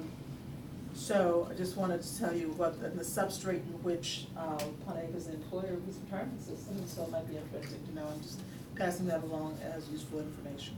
All right. Thank you for allowing me the opportunity to speak. No problem. Chair Moore, did you have anything? No, I don't have anything at this time. I think probably pretty much everyone knows what my situation is here, but other than that, everything is all good. All right, moving right along. Executive report? Thank you. The first item is correspondence from the city regarding the IRS filing, and that really is informational only. In addition to what was in the agenda, there were a couple of handouts regarding that. One of the things that the city is requesting is that we, this board, review the proposed new GERS ordinance. What I have put together is not a review per se. What I have put together is a list of all the changes. I think that that is one of the things that you all will need, and that is what's going to be returned to the city. I should have that cleaned up document ready to go probably today, but no later than the end of the week. But again, what I'm giving them is just a list of all the changes so that you will all have that information. The disability annual procedures report is just an update. Okay, before we leave that subject, because we had talked about, and we had this discussion yesterday in finance, and I think that is something, I don't know if we want to maybe talk about it on the new business, or now that it's come up right now, that we should talk about it, because there was a bit of differences of opinion between myself and Bob. I don't know, it wasn't anything that was that major, but you know, we talked about the need to have our attorney, Right. Cynthia, involved in this process. And, you know, Bob felt, and Bob can speak for himself, but, you know, I'll try to paraphrase it, and if I don't paraphrase it correctly, Bob, I'm sure you'll step in. But, you know, he was questioning whether it is a legitimate expense of the system to be able to pay Cynthia her required fees for doing the due diligence on this whole process on behalf of the system. It was my belief, and it's still my belief until proven differently, that we as fiduciaries have a responsibility to our membership and to this board. And so any changes that are being made to this board to protect our interests, that it's a legitimate expense for her to be involved in that process. That is my belief. And I think that at some point, this is something that we need to discuss as a board and make a decision on how we move forward on this. Because the lawsuit is between the city and CEPRA. But they're talking about GERS funds. And that's where I think that we're involved, and if we're gonna be involved, because you got attorneys from CEPRA, you got attorneys from the city, and here we are sitting here with no attorney around the table. And I just believe that our attorney should be there to make sure that whatever goes on, that goes on according to the law, the ordinances, and the IRS and everything else that might be legal. So that's my position. My question was, yesterday is that a legitimate pension system expense, or is it a plan sponsor expense? I don't know the answer, I just asked. But my reason why I would ask the question is, this pension system had nothing to do with the termination of the plan. That's the city's decision, it was in a lawsuit, had nothing to do with the pension system or this board. So why would we spend money to evaluate what that termination when we had nothing to do with it? It has nothing to do with retirement. That was just my question. I mean, if it's a legitimate expense, fine. I'm not arguing that it's not. I'm just raising the question. Go ahead, Billy, and then Trustee Ward. Okay, well, I'm gonna tell you, I think it's a legitimate expense. If you look at the new charter, But it's not this Wait board. a minute, no, wait a minute. It's the new charter that this board will be governed by. It's not this board. This board will be done with. Well, it's still going to be the GERS board, and guess what? The transition will become from those members to these members. The same people. It's gonna be the same people sitting around the table. It's not gonna be a change in the people who are sitting around the table, so it will be the same GERS board. And just because we call ourselves new GERS, it's gonna be the same GERS board. And if a charter is changed, it affects this board. And my feeling is that, hey, you don't let somebody else come in your house and redecorate your house, and you don't look at the document. This is a governing document. The charter is a governing document, and that has been my understanding, that the charter governs this retirement system. And I think we should have our attorney look at any information that goes into it. Okay, of course, Now, the question I have, based on what you said, is, I mean, I don't know how it's gonna actually happen, but, I mean, I would assume that this board is just terminated and we're no longer trustees. Did you And look then the at- new board is established, or does this, everybody here, all Did you the look current at- individuals move from this board to Did the you next? look at the documents? No, I So you didn't. just talking. Well, then let me say this here. That's why early at the start of the meeting, we said we can Right. have a special meeting to hash all of this out. So everybody is up to speed and know exactly what's going on. We're not gonna figure it out today, right now. And then everybody can talk about it intelligently. We have all of the documentation as we move forward. But right now, there's a lot of unknown. And I tell you, your attorney is there to keep you out of jail. You don't get, once you get in jail. So if you pay him up front, it keeps you out of trouble. So you should all, when you have your attorney, you know, and I understand what you're saying, Bob. The bottom line is, from my understanding, what I was hearing, you was concerned, hey, we want you to do it, we just wanna figure out who's gonna pay for it. But they already got I'm suggesting that there's things that's happening right now Yes. that requires a legal examination. And I'm of the opinion that we can't wait until, some special meeting that we don't know when it's gonna occur. That, you know, After you get finished. All right, so go ahead. we have the ability right now to refer certain things to our attorney. And until that, is taken away, that's the way I believe that it should happen. All right, go ahead, trustee Warden, to the right. In terms of the questions about what will evolve from this, if this is approved by the IRS, I think Ms. Dunn can probably, in 2 seconds, clear up the questions about what will be formed and who will be, what the entities will be based on this. But what I wanted to talk about was when the council finally voted on this, there were so many retirees who were there in the audience, and I think, who were there in the audience, who said, we've been waiting for this for a long time, please get this done as quickly as possible. We heard that, we heard some of the stories of people who've suffered because they haven't had regular health care insurance. And so we heard that, and we want to move this along. So whatever you do, I hope we're not going to get down to the very end now. As you see, there's just a few questions, and that the Miller Canfield attorney who is handling this and will make the submittal to the IRS will do for us. I just ask you, on behalf of the retirees who did speak so eloquently and so sincerely, that whatever you chose to do as a board, that you don't hold up and have a delay getting this to the IRS. There's just a few more questions that need to be done. She summarized them on this sheet.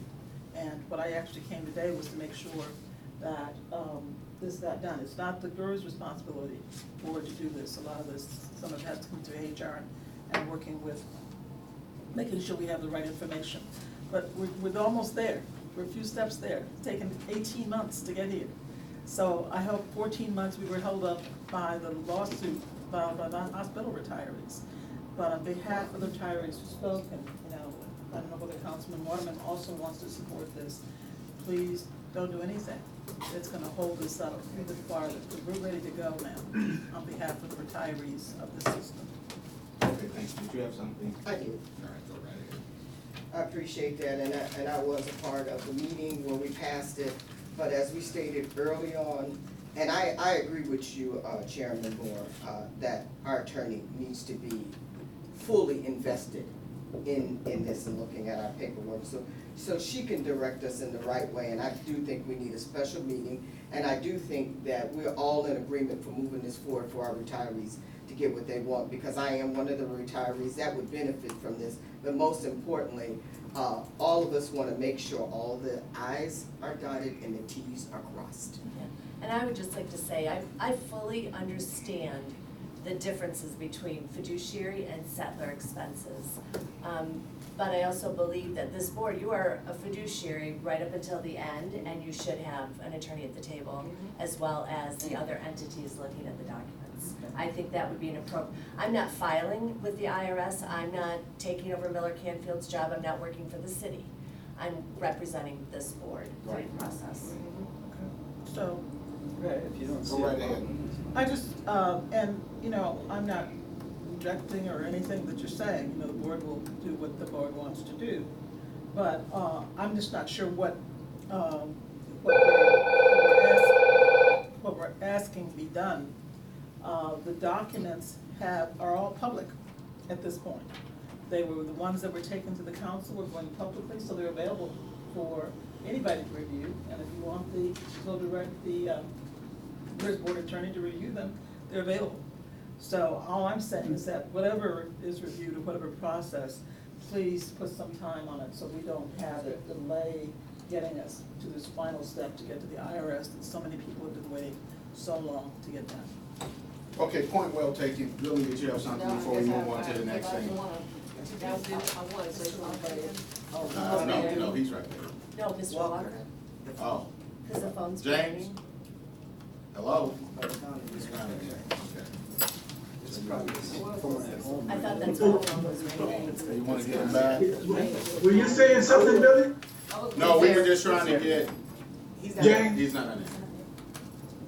James has been lost. Every time the phone rings, James is lost. Well, the meeting's still open, maybe he has. Hey, are you there? Yeah, I'm still here. Okay, all right. What's up, James? All right, Billy, did you have something to Okay, say I was before we gonna say move on? something because, in March of 2018, the settlement agreement was made. And it didn't come to the council until November of 2019. The next will be about 30, 40 minutes. So, you know, I don't know what the hospital has for 14 months, because that was settled right after, in September and November of last year, of 2018, we got the judge's decision. And it's taken the city until now to formulate the plan for what they want to send to the IRS. No, it takes a while to do this. I don't know what your point is, but if anybody wants to know the My chronology, point right, is and you're it took trying a to year. memorize the chronology, I Well, will bring the chronology. Let's have some, let's have some order. All right. I'd like to just, make a statement here, Mr. Chairman, at this point. You know, I'm a member of CPRA, but when I come around this table, I'm a trustee. Right. And I think that when whoever sits around this table, whatever title that they bring into the room, that when they come in this room, they're trustees. And whatever decisions we make as a group, as a body, it's a trustee decision. And so taking off my CPRA hat, putting on my trustee hat, it just seems to me to make all the sense in the world that as we go through this process, that we are not attorneys, that we rely on our attorneys to make sure that all the T's are crossed and the I's are dotted. That's all I have to say. Thank you. Point well taken. Unfinished business. I just had a. Did you have something? A few more items. Go ahead. So the asset transition update last month, you all requested that I provide the breakdown of the all-cap restructuring again, that is in your agenda, of the termination of Activo, the hiring of 2 new managers, and all 4 of the transfers. The North Point transaction did occur in which Northern Trust took over all except 5 of the securities that were in the North Point portfolio. They took those in kind as well as the cash into their index fund, and that occurred on November 25th. So North Point is no longer in existence. I'm not sure about the firm, but our investment has been transitioned. Okay, so they no longer have any of our money. That's correct. All right. At the last meeting, you all requested to know how much of a savings the system received as a result of Northern Trust lowering their transaction costs from $10 to $7 on $39,500 in trades. We saved $11,862, and that is in your agenda. Let me ask you this here. How did that come about from the 10? Was that something that we was actively Right. pursuing. And the only reason why I'm bringing that up, and I understand that the transaction fees are anywhere from $1 to $3. So we got some additional work to do. Can we get it down even more? Yes. Okay, so it came about because last year at Chairman Moore's request, we went to all of our investment managers and requested that they lower their management fees. Unknown to me, they have also went to the custodian and requested that they lower their fees as well, and this was the result of that. David was sharing with the committee kind of the average transaction costs among custodians, and I guess I'll let David do it because he's so much more eloquent. Oh, about that, thank you. So we currently work with one of the large custodians in the US. There are a handful of them. Amongst their clients, this fund tends to be one of the smaller clients. There are also another tier right below them that are more regional focused custodians, which are also institutional. What I'll say is that they have been a little bit more aggressive in pricing relative to some of the larger players. The easiest place to probably see it is per transaction fees.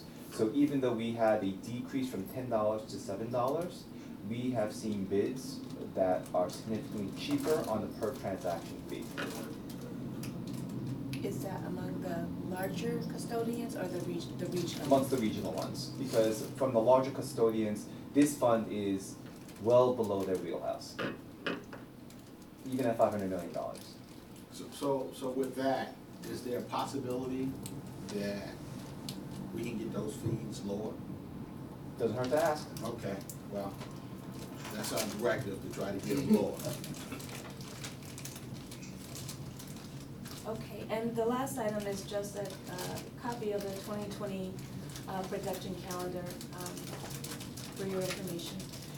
And that was all I have, Mr. Vice Chair. Thank you.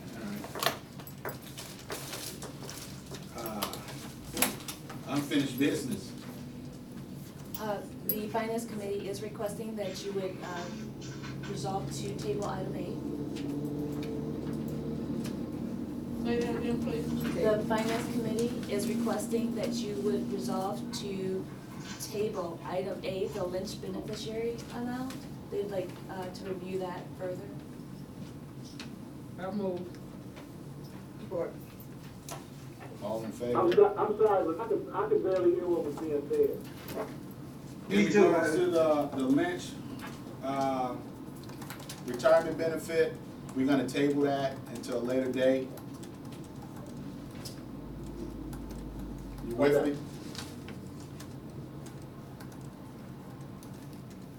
You get that, Trustee Walker? Yeah, I heard you that. Okay, Yeah. all right. And it was It would moved be and helpful, supported by, Deborah, it'd be helpful if you could talk a little louder, because you're very soft-spoken. okay, so it was moved by Swayze. Swayze and supported by Waterman. So, all right, moving on to Did they vote? B. Did you vote on it? I thought we No, voted. no, We we didn't didn't vote? vote. No. All in favor? Aye. Aye. The next item is the resolution to continue a disability retirement allowance.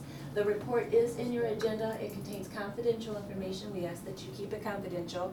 The medical director, the third physician who was appointed to the medical board of review concurred with the member's doctor that he is totally and permanently disabled and should be retired.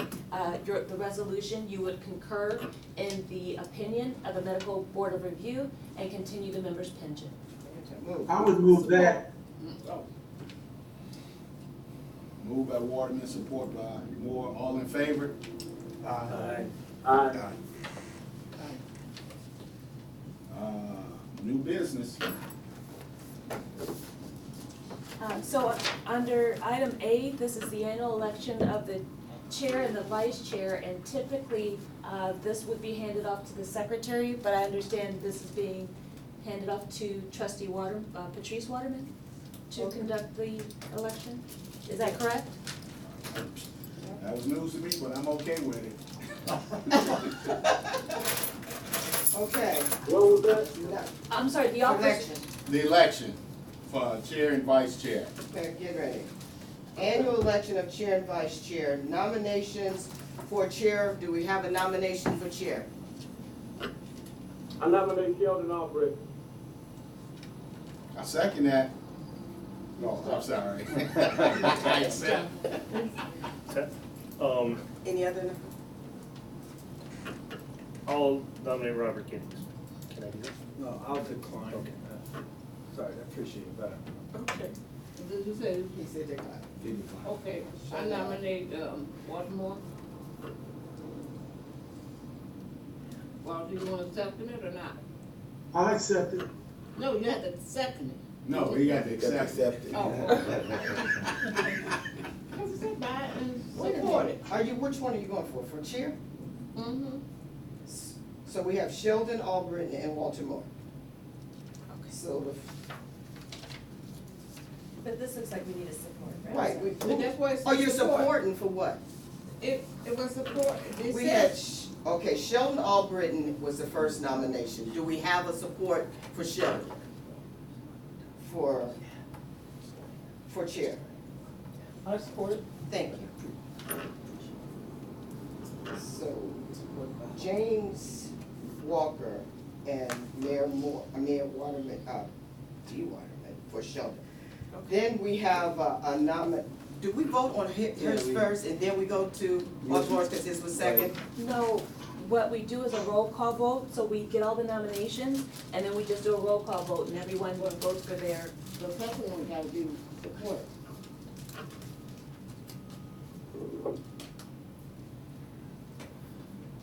There's no support, so that fails, so we're voting for Sheldon Albritton.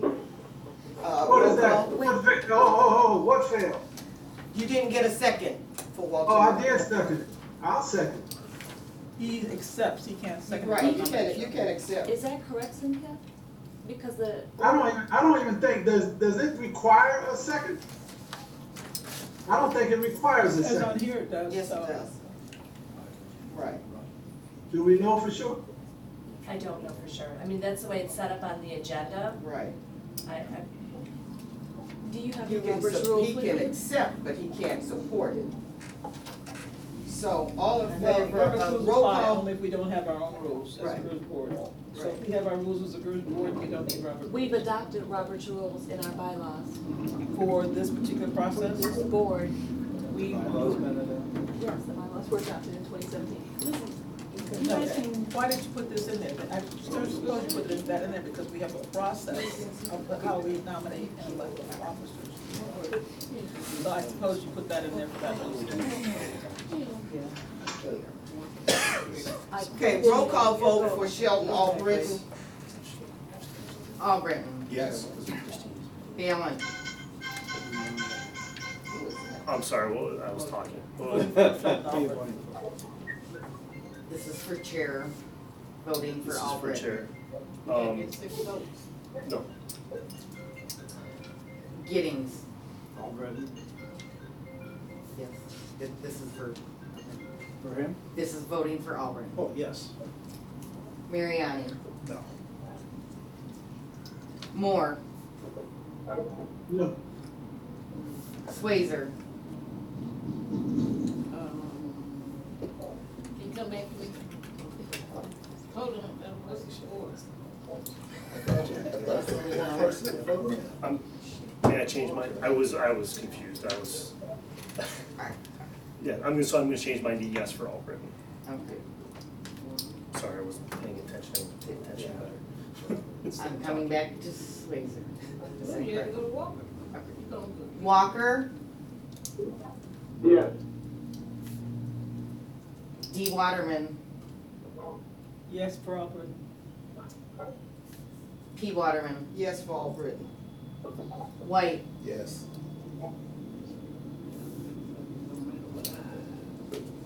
Swazer. I'm gonna abstain then. It's gonna make a difference. Motion passed. Okay, now we need nominations for, vice chair. I nominate Bob Giddings.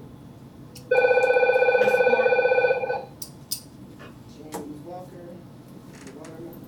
Roll, any other nominations? Support, right? It was James Walker and Walker. Deidre Waterman Oh. for Walker. I mean, Well, he had for to. Giddings. Oh, did you accept Giddings? Oh, yes, I'm sorry. Okay. I wasn't asked. I want to be asked. Yes, did you accept? I accept. He accepts. Do we have any others? I nominate Walter Moore. Do we have a move, a support? You got to accept. No, I decline. He declined. Any other nominations? Going once, going twice, nomination closed, roll call. Do we have to? Yes. I didn't Well, think- I think, yeah. Roll call for Yeah. Robert Giddings for, oh, do we have to, since we don't have it? What Do we I have to think vote? you do, because it's an action that you're taking, you have to Okay, elect roll them call. in these 6 votes. Albritton, Yes. Balin, Yes. Giddings, Yes. Mariani, Yes. Moore, No, Swazer, Abstain. Walker, Yes. D. Waterman, Yes. P. Waterman, Yes. White. Yes. Motion passes. you, Okay, let we me have just our say new, this. You know, I like to say this, this would be, I'm gonna resign from the board. And I appreciate the opportunity to serve this board. But this will be, I'll continue to serve until a replacement is made. But I'm gonna resign. okay. The nominations being made, our new chairman is Mr. Sheldon Albritton, and our vice chair is Mr. Robert Giddings. I don't know if that was a statement by Mr. Moore. At this time, we can receive it. I move that we accept the voluntary resignation of the board of Mr. Moore. I don't understand. Huh? I don't think you have to do that. You can, the board can vote If to you- receive it if you absolutely. choose to do so. Sure can. Or we can just leave it on the table. We'll leave it on the table until he sends a letter in. Just put it in writing. Huh? Should he put it in writing? Okay. I think I can make it, this is an official meeting, I can make it here, it doesn't necessarily have to be in writing. I move to receive it. Second?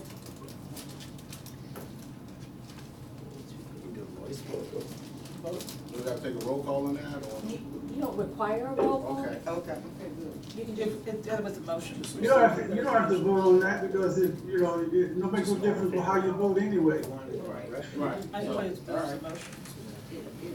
It'll take place whether we accept it or not. There's a Mr. motion on Chair, the table. it's on you now. Oh, I'm sorry. Yeah. What was that? Do we, There's a motion on the table. okay, roll call, let's do roll call. Do you have to do a roll call or just? Can it just be? Yeah. Yeah. All in favor? Aye, Aye. yes. Aye.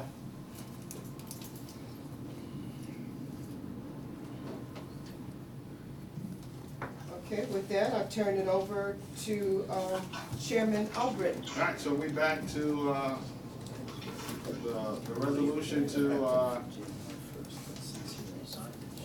Oh, really? When is it effective? Is resignation effective? Because of Mr. Moore resigning. We just wanted a point of clarification because Mr. Moore did resign. The transition to chair and vice chair would be effective immediately, is that correct? Yeah, instead of January 1st. I thought he said he was Oh.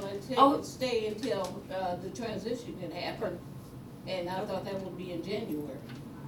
Isn't it transition in January? No, well, he will serve, Should be $10. all things being equal, he will serve until we hold an election to fill his vacancy. So, whatever, And that's what I thought he said, that he was going to continue Okay. to serve, so he Yes. would. Yeah, I mean, that's what, continue I continue to serve until such time as a replacement has been elected. You want to thank you. keep him on as chairman since he resigned? well, I mean, until the end of the month. Until Right. January, you don't, cause you don't, the new chair don't take place until January 1st of 2020. We don't have any additional meetings this month anyway. No. Well, so if The anything the has to be. officer term is different than the trustee term.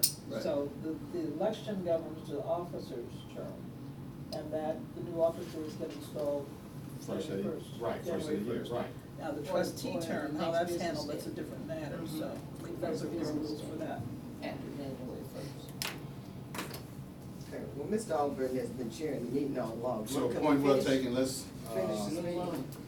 item B, Item new B, business.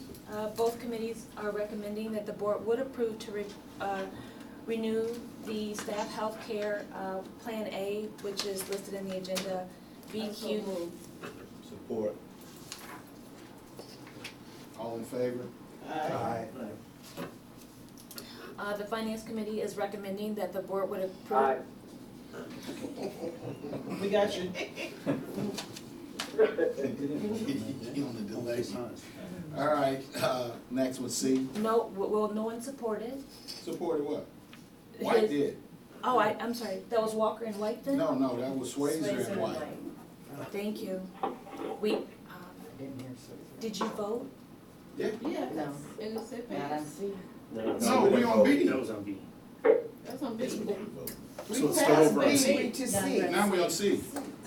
Now we don't see, and I'm gonna make a motion, I move that we, What you say, Bill? I resolve that the board approve the new employee crime dishonesty insurance offered through Chubb. I'll Chubb support it. Insurance as written on our agenda. At the rate of $15.30 per year. How much? $1,530. Okay. Who's it moved by? Billy Swayze and Okay. Mr. Marion. Marianne support. All in favor? Aye. Any opposed? Aye. The next item is what we discussed. The finance committee was recommended that we bring the fiduciary liability, all three quotes to the board, but there is a alternate in your agenda where you would not make a decision today and you would just approve to renew the, with Chubb for 2 months, for a total of $10,220. So that's before you. Well, we had discussed earlier that maybe if we just make a decision, we don't need to do that recommendation. So should we just, So there is a handout, you saw the comparisons of the quotes, I don't know if anyone had any questions about the quotes. You see the different levels of coverages that each is offering. Do you have an extra handout? I'm sorry. There should be. I have some questions. Okay, it's some dashes on, the deductibles under the NCS group option. That's no. Yeah. Well, okay, well, why couldn't we have 0, so we know it's 0 instead of a dash? That's really just a function of Excel. If you see the dollar amount or the dollar sign, and then the dash, it's just a function of how Excel shows $0 when it's currency basically.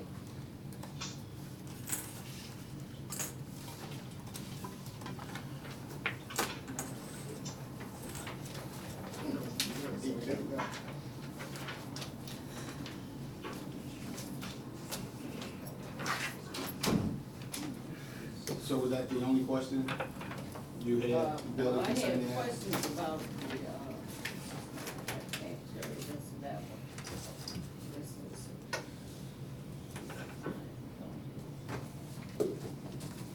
I can't remember the other questions. Okay, instant group option number 2, it's blank under those several items, like 5.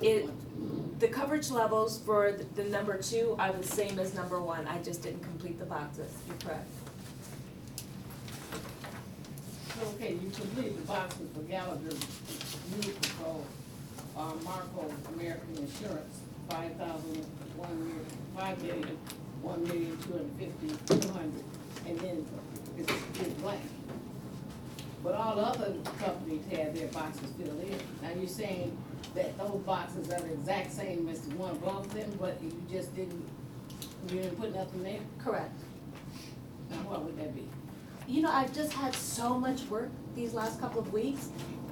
If you recall, when I first did this, all of Gallagher's boxes were empty, and it was just a function of time, Trustee Swayzer. I just missed that. Okay. What's our current deductible? Our current deductible is, 0. Oh, it's 0, okay.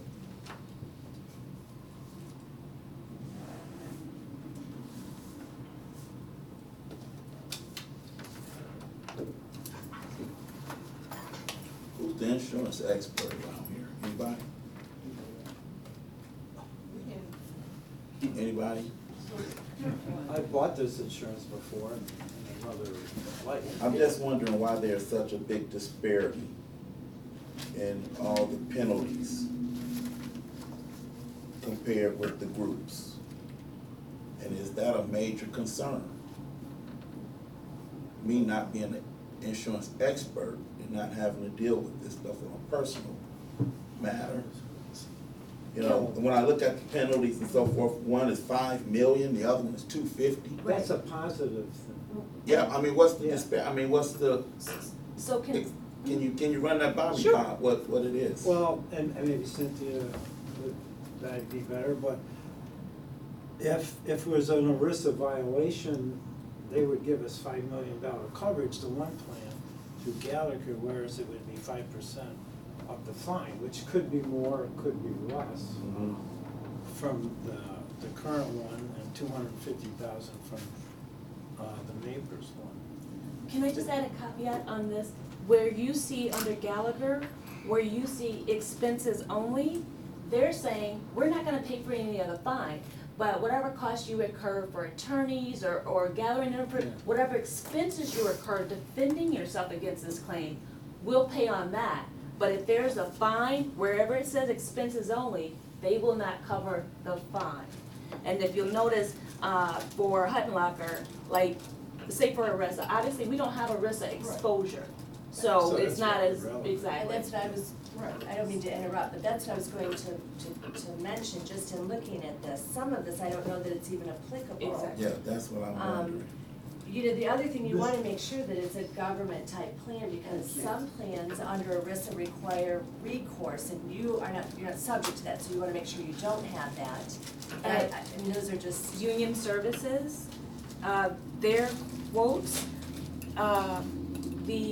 to add the recourse waiver is $275 for each policy.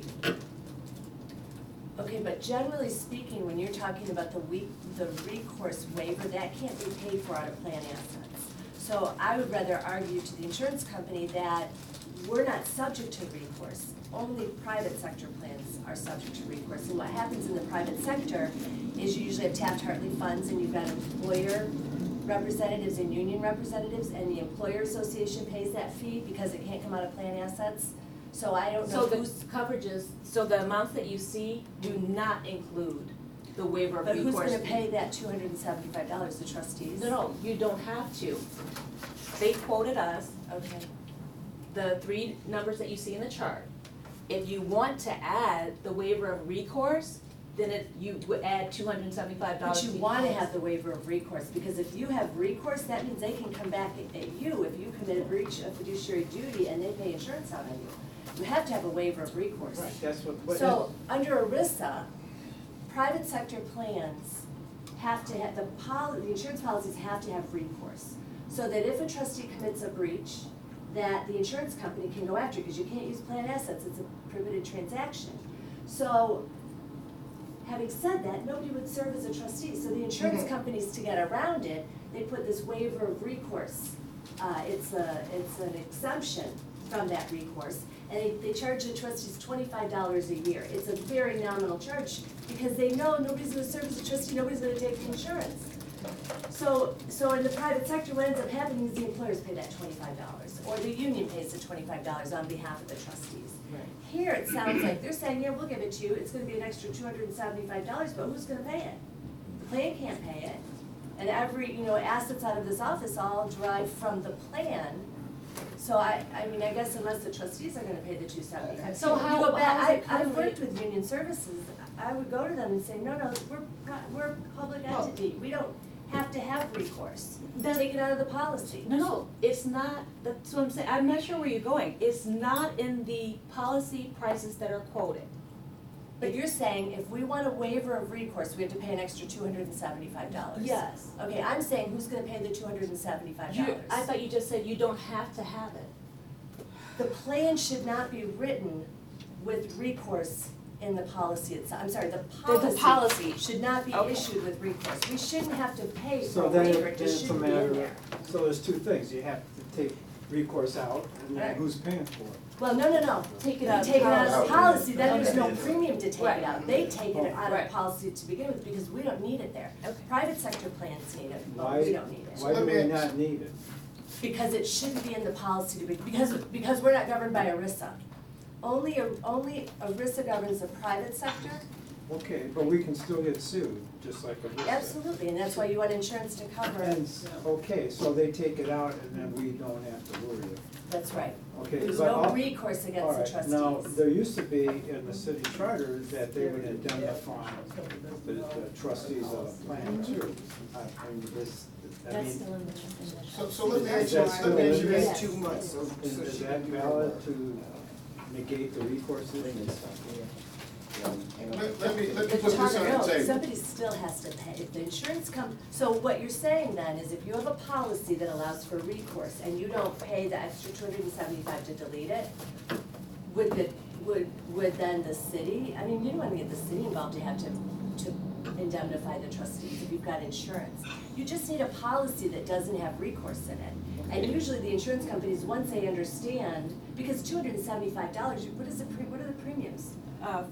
48. Yeah, I mean, 275, all they're trying to do is comply with the ERISA requirements to have, a separate policy. That's their $25 to the insurance company when they're charging $50,000 for a premium. That's not, so Where, we just, where do you get the 25? Is that what you've seen other? well, the 275 is probably $25 times the number of trustees that are on the table. I mean, I'm Oh, guessing, I don't know. well, that's the total Usually- premium, that's yeah, not usually the individual. premium is Okay. very, because Okay. insurance companies know, wait, we gotta provide coverage. What's the point of having coverage if we're gonna go back after the individual trustees? 25 by 11. Yeah, okay, so then I'm accurate on that. So they just charge a very nominal fee for the trustees to get rid of it. But we're not subject to it under ERISA, we just have to tell the insurance company, we're not subject to that. I'm surprised they did that, quite frankly. I mean, I would have called her and said, that needs to not be there. I guess my concern is, over the last several years, we've been with Hutton Locker. I'm assuming all this was cashed out, and that's why we was with those guys. And now we got these other two companies that's making bids. And if we would have approved this last month, there was some language in there that wasn't in our favor. So it's kinda hard when we just, I think when we just look at costs, you know, you don't know really what type of insurance you have until you make a claim. Right, that's true. Well, there has been no claims made, period. But I'm talking about in general with insurance, you really don't know how good your insurance is until you make a claim. But all I'm saying, if we would have just based our votes on price, we would have been getting some insurance that was not in the board favor. What is that? My concern is that the policy itself is going to say unless that 275 was paid for with something other than plan assets, it's not gonna be valid, and it would invalidate that provision in the contract. So So would you advise us to, have you reviewed these policies and before we even make the decision? Because it sounds like we're looking for insurance that we're not supposed to even have. Right. And then we're just saying, okay, like, okay, this T price, I'll go with that one. And then that don't sound too good. I thank you, John. That's why I asked who's the expert and know what we're getting. Well, So remember that the two quotes that we're getting, one is from the representative of NCPERS. He represents, all the clients that he represents are public pension funds from across the country. The other one, the third one, Euclid, Union Services Agency. That's the MAPERS representative. They are only Michigan Public Employees Retirement Systems. Again, there are ERISA coverages that don't apply, but when you talk about the coverages that they are offering, they are consistent with the coverages that we have under our current policy. And I understand what Cynthia is saying about the waiver for the recourse. These aren't agents that are just who have no familiarity with public pension plans. That's all. Well, then they should know not to put it in there if it shouldn't have been in there. If they knew public pension plans, they shouldn't have been putting stuff in, they're adding costs to us that we couldn't pay. Because they should have known that those public pension funds could not pay for that, and they shouldn't have, that shouldn't be even a question. You know, that's the responsibility of our insurance broker to make sure we have a policy that meets our requirements and our needs. So I think you have to go back to the broker and say. These are three different brokers. That was the point of doing this. Our broker, we were paying $61,000, and he was only bringing a Chubb policy to us. What the finance committee wanted to know was, are there other insurance companies that will give us a quote? Because Chubb was the only one being provided through the current broker. These are actually two other brokers. So. Okay. So is Chubb offering us the same contract they offered us before? The Chubb policy, correct, it would not change. The premiums would be a little bit less, as you see in the. There's, according to Cynthia, Ms. Billings, if we went with Chubb and the policy is the same, we had the same coverage we had before and not this recourse mess that seems to be it's a mess to me. I don't know.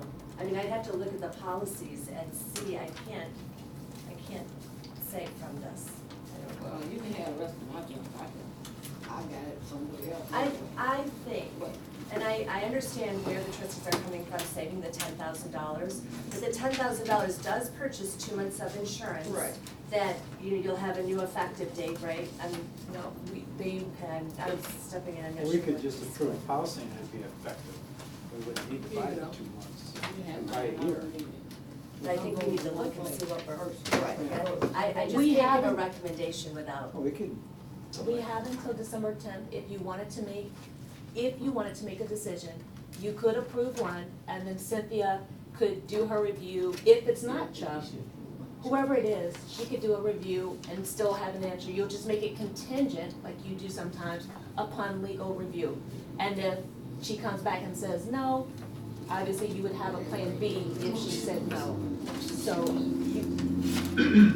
go ahead. Go to the phone. James, you still there? Could buy the 2 months. So what were you saying, Deborah? It's gonna be 2 months, like you said. You can make a decision and make it contingent upon attorney review. Okay. And then there would also be a backup, so we'd like policy A based on legal review. If not, we'll go with policy B.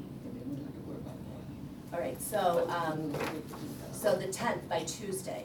Okay. Or could they extend it again?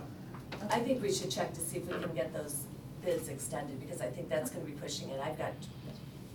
Today, I'm leaving here going That's a to another tough meeting, month. I've got meetings tomorrow. Right, so why don't we vote on extending it where we at for the Yeah. 2 months? And then give you an opportunity to review all 3 of the policies, and you come back with a recommendation for the full board. Right, and if they would Does extend that it. make sense? Oh, it makes wasn't meant sense, to be. but if we're gonna worry about the 10,000, why don't we just renew with Chubb and, And then cancel them if the other ones are better, is that what you're No, saying? You're gonna pay a No, prorated. No, we just go with Chubb, and if Chubb gets 6 votes, that's our contract. That's our person. I thought the other 2 bids were only good until the 10th of December. Yeah, we asked to Which extend it. means then that you'd have to go out, either just accept Chubb's, or you'd have to go out for additional fees. No, if they won't extend it, then it wasn't meant to be. I think we see if they'll extend it again. That's what I would recommend. But if I wanted Extend the business, I would bids. extend I it. mean, if they want the business, we're not asking for, we're asking for another month. Yeah. get us to our January meeting. No, it is 60 days, we're asking for 60 days. January, this is December, Oh, okay. January. Okay, so, okay, fine, thank you. So the, Beat me down. So you would, go ahead and direct that I request that they renew their bids, and then this resolution is that you would, ratify the renewal of the Chubb fiduciary liability insurance for $10,220, and that's through February 1 of 2020. Move. Sounds good. Support.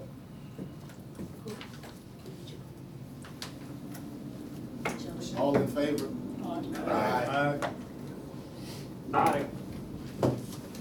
Okay, the next resolution is that you would approve the Q1 2020 manager review schedule. The first two managers we would bring in would be Lisanti and Focus, which are the two new emerging managers under the emerging manager program. Support.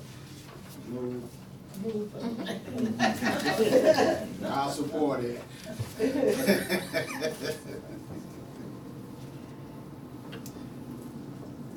You have to vote. All in favor? Aye.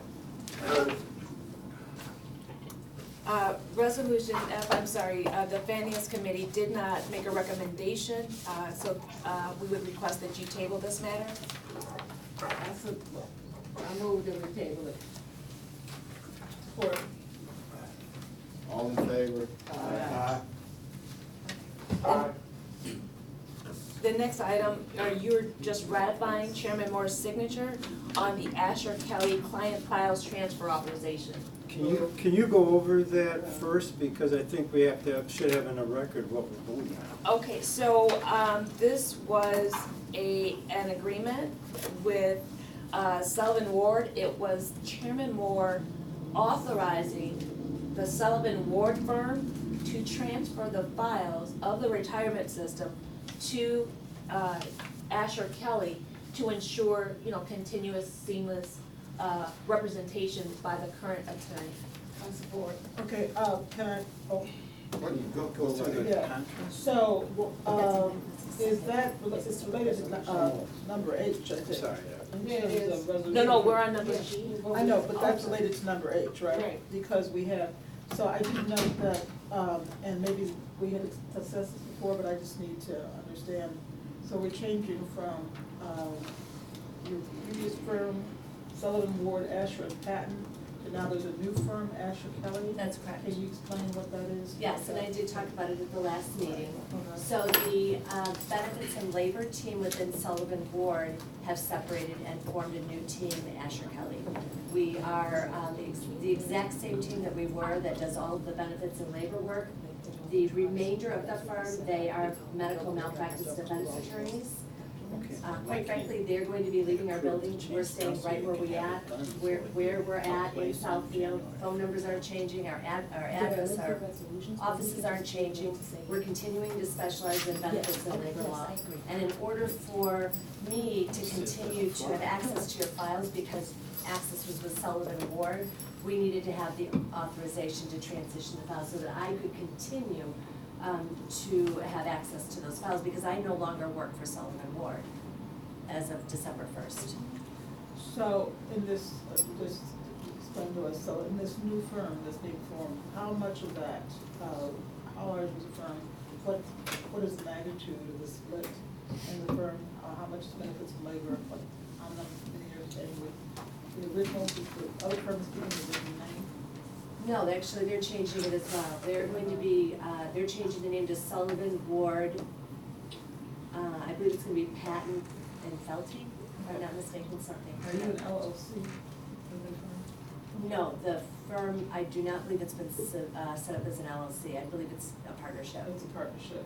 Oh, so how many? I'll double check that though. Okay, how many are in the firm? So, there are approximately 20 attorneys with Sullivan, that will be with Sullivan Ward, and we have our same group of 9 attorneys on the benefits team, and it's 100% intact, including our staff, and including the CPA firm that Sullivan Ward has been affiliated with for, well over 30 years. I've been with Sullivan Ward, I was there for 27 years, they were there longer than that. They are staying, they're continuing to be affiliated with the Asher Kelly group. And you are a partner in this new? I'm a partner in that firm, yes. said move. And I said support. All in favor? Aye. Thank you. The next item is the resolution to approve the retainer with Asher Kelly. I did compare it just briefly with the retainer that we had with Sullivan Ward, and the terms are the same as they were in 2008. I don't know if anyone has any questions about it, but it's a little. Can you go over the comparison? So, legal counsel will be compensated at a rate of $150 an hour. They will continue to submit itemized statements. Legal counsel will bill for her time in 15-minute increments and shall bill half time for travel. So instead of $150 an hour, it's $75 an hour for travel. The out-of-pocket expenses are understood to be expenses not usually incurred in the operation of a law firm, but that does not include normal secretarial and receptionist services, telephone and fax calls, copying costs, mail, library upkeep, rent, maintenance, and supply expenses. But it does include litigation costs such as filing fees, motion fees, judgment fees, witness fees, transcript fees, expenses incurred in discovery, and other unusual expenses. The relationship may be terminated by the board at any time. The representation may be terminated by the firm with 60 days notice. They will provide services regarding issues only as those matters directly relate to the City of Pontiac General Employees Retirement System or its representatives. So this is the same thing you're reading out loud as that we got in our. It is. Okay, verbatim. Well, Support. Call for a vote. I have a question about it. I thought y'all talked about this in finance. Go ahead. Yeah, and that I'm following up to that. In a finance meeting, I asked the quarterly hour increments for the billing. I thought that was a change, and you indicated it wasn't. I've been looking at bills. We've always been billed in 6-minute increments. You know, it's so funny, as she's reading that out loud, I thought the same thing. I do actual time, and if it's less than 15 minutes, I only bill what the actual time is. So if you wanna change that provision, well, I think what Deborah was saying, it was the same as the prior agreement. Correct. But I just. Okay, so how you It's bill not versus in- in it's 6 not in minutes? the prior agreement. You know what? I thought I caught. I think y'all are really getting a whole lot nitpicky off up in here. You Well- have some firms in here that you charge $300. This woman is charging $150, and you gonna nitpick over Excuse 5 me, minutes, 6 minutes? excuse You me, just nitpicking, I Excuse swear to me, God. I was told by the executive Jesus director it was no Christ. change.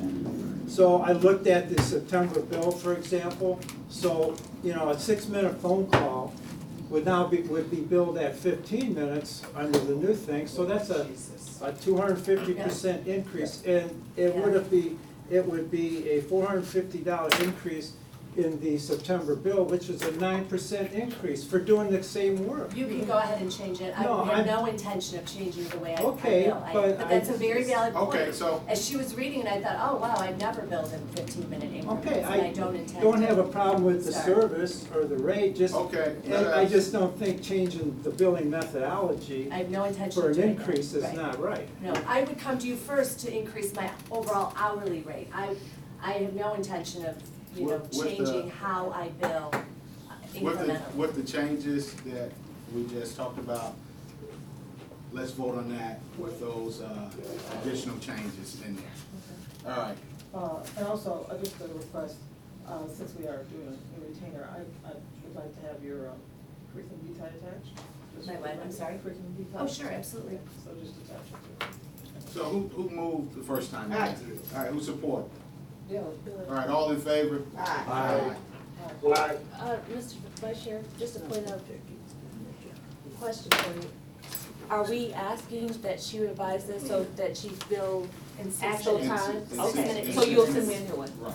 Okay, Yeah. thank you. The next item is to approve the 2020 retiree trustee election calendar. Ms. Trustee Swazer is up for re-election next year, and this is the election calendar for her election. Do we have Is a there copy? somebody else up for Yes. election next year? Yes, there's 2 separate elections and now a third. But this is just to approve the retiree trustee election calendar. When is that for next year?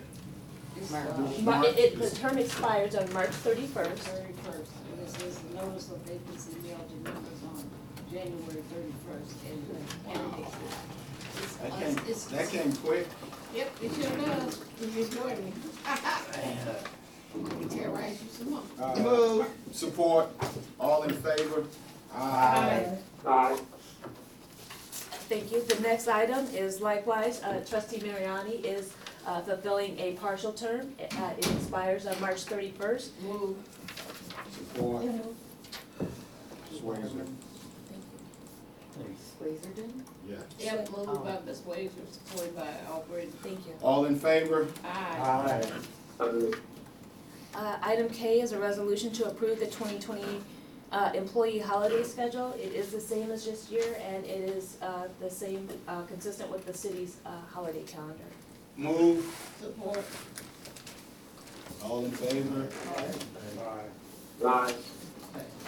Item L is a resolution to approve the 2020 board meeting calendar. As you noticed, the semi-annual reviews have been removed from the calendar as we will no longer conduct those meetings.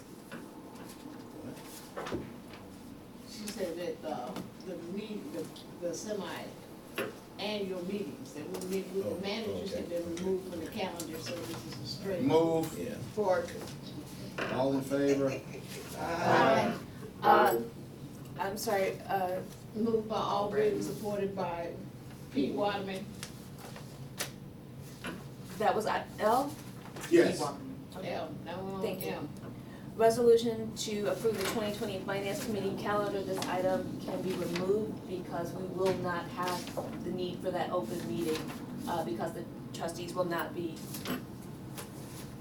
So we had to vote to. the remove managers it, will or not be we just- attending the Finance or we Committee just- meeting. Cynthia? Yes. Do we require a resolution, item M needs to be removed? Do we require an amendment to? We're not having open meetings, so we're removing the finance agenda, subcommittee meeting calendar. But subcommittee. Yes, we'll just have a motion to remove it. Is Okay. that all you're saying? You're just taking it Yes. off the agenda? Yeah. Okay, Pat, move. Support. All in favor? Aye. Item N also contains some confidential information. We are requesting that you would waive the no-show fee for the member who missed his appointment in October, and the Finance Committee did review this, and they are recommending that the board would approve to So waive. move. Support. Support. All in favor? And then item O, there's just one thing I wanted to point out in the memo regarding the COLA review corrections. Annually, we review the database for audit purposes. We do a very thorough review. As a matter of fact, we've documented it this year about the internal controls and things like that. Generally, we do October to October. We audit the database around the same time we do the COLA, but due to the number of retirees we had last year, we had over 70 of them. We did do a review that covered the period from January 2018 through October 2020, and as you can see, there was one adjustment that we needed to make to the minutes, and that was simply to change the name of the beneficiary to reflect his actual name. So move. Support. All in favor? And Chairman Albritton, we will need to change the signature authority in January. Would you entertain a resolution right now to update that signature authority? And then I could have that done in January prior to the next meeting, and then it would just be something for you all to review next month? I so move that we change the signature Support. authority. All in favor? Thank you. Ayes have it.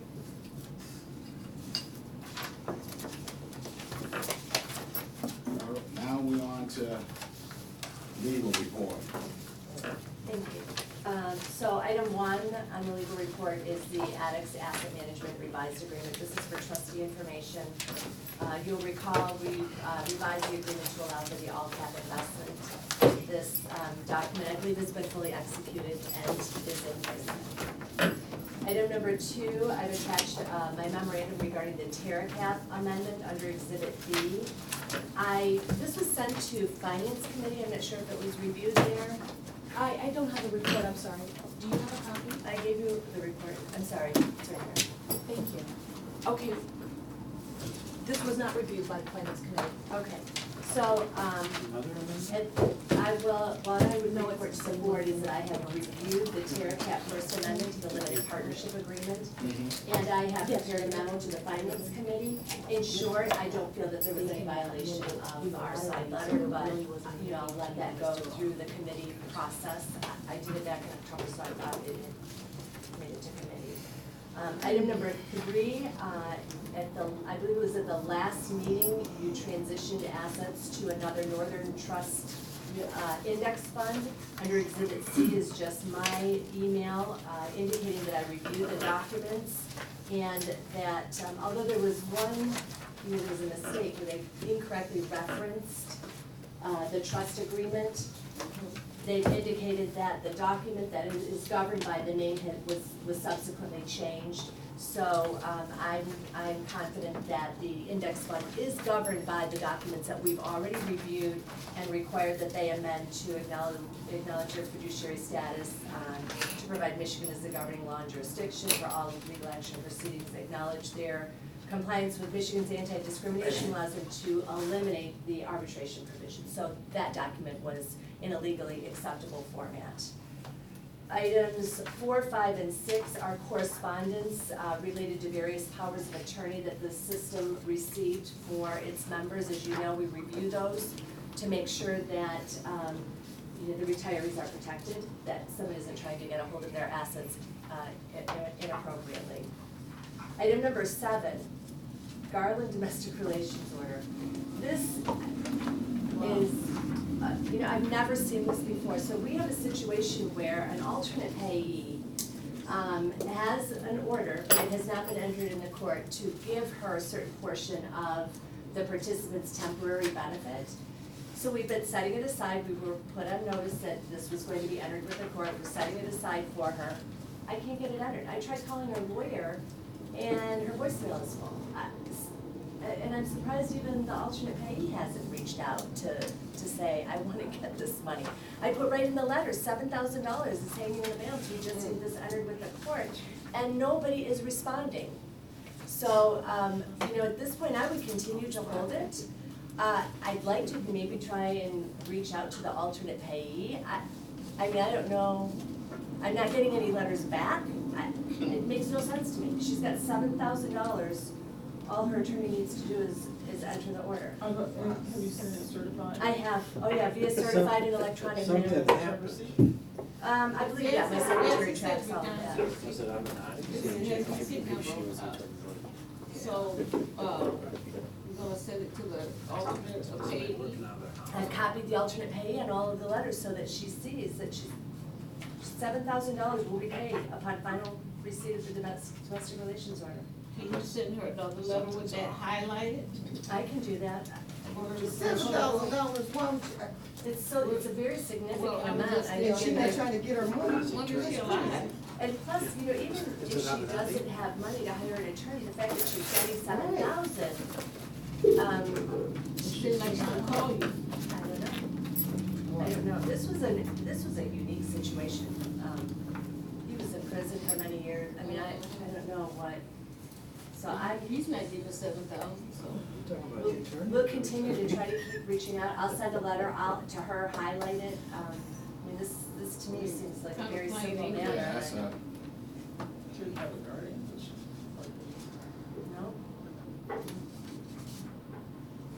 No. Number 8 are the IRS 2020 cost of living adjustments. Essentially, the defined benefit The maximum annual benefit under IRS rules is going from $225,000 to $230,000. And I always caution people, that sounds like a lot of money, like who gets a $200,000 pension benefit? But those numbers are actuarially reduced for people that retire younger than Social Security age, so those numbers can come down pretty significantly. And then also for your information, 457 contributions have gone from 19,000 in 2019 to 19,500 in 2020. And then items 9 and 10 are your portfolio monitoring reports for trustee information. These are the actions that were filed, and as those cases settle, then we would file proof of claim and share those settlements. And then the last item is the authorization and updated retainer letter. But we've already handled that under new business. And then the last comment, I just wanted to remind everybody, tomorrow night is our dinner. I have reserved 2 seats for you, I hope you can make it. We had talked and Yeah. I have another event. Oh, I'm sorry to hear that, well, we'll miss you. But anyway, looking forward to seeing everybody, it's gonna be a great dinner. We've had a great response from managers, so I'm coordinating with all of them, and it should be a nice dinner, so I'm looking forward to seeing everybody. And that's all I have for my general manager's report. I do have a couple of items in closed session.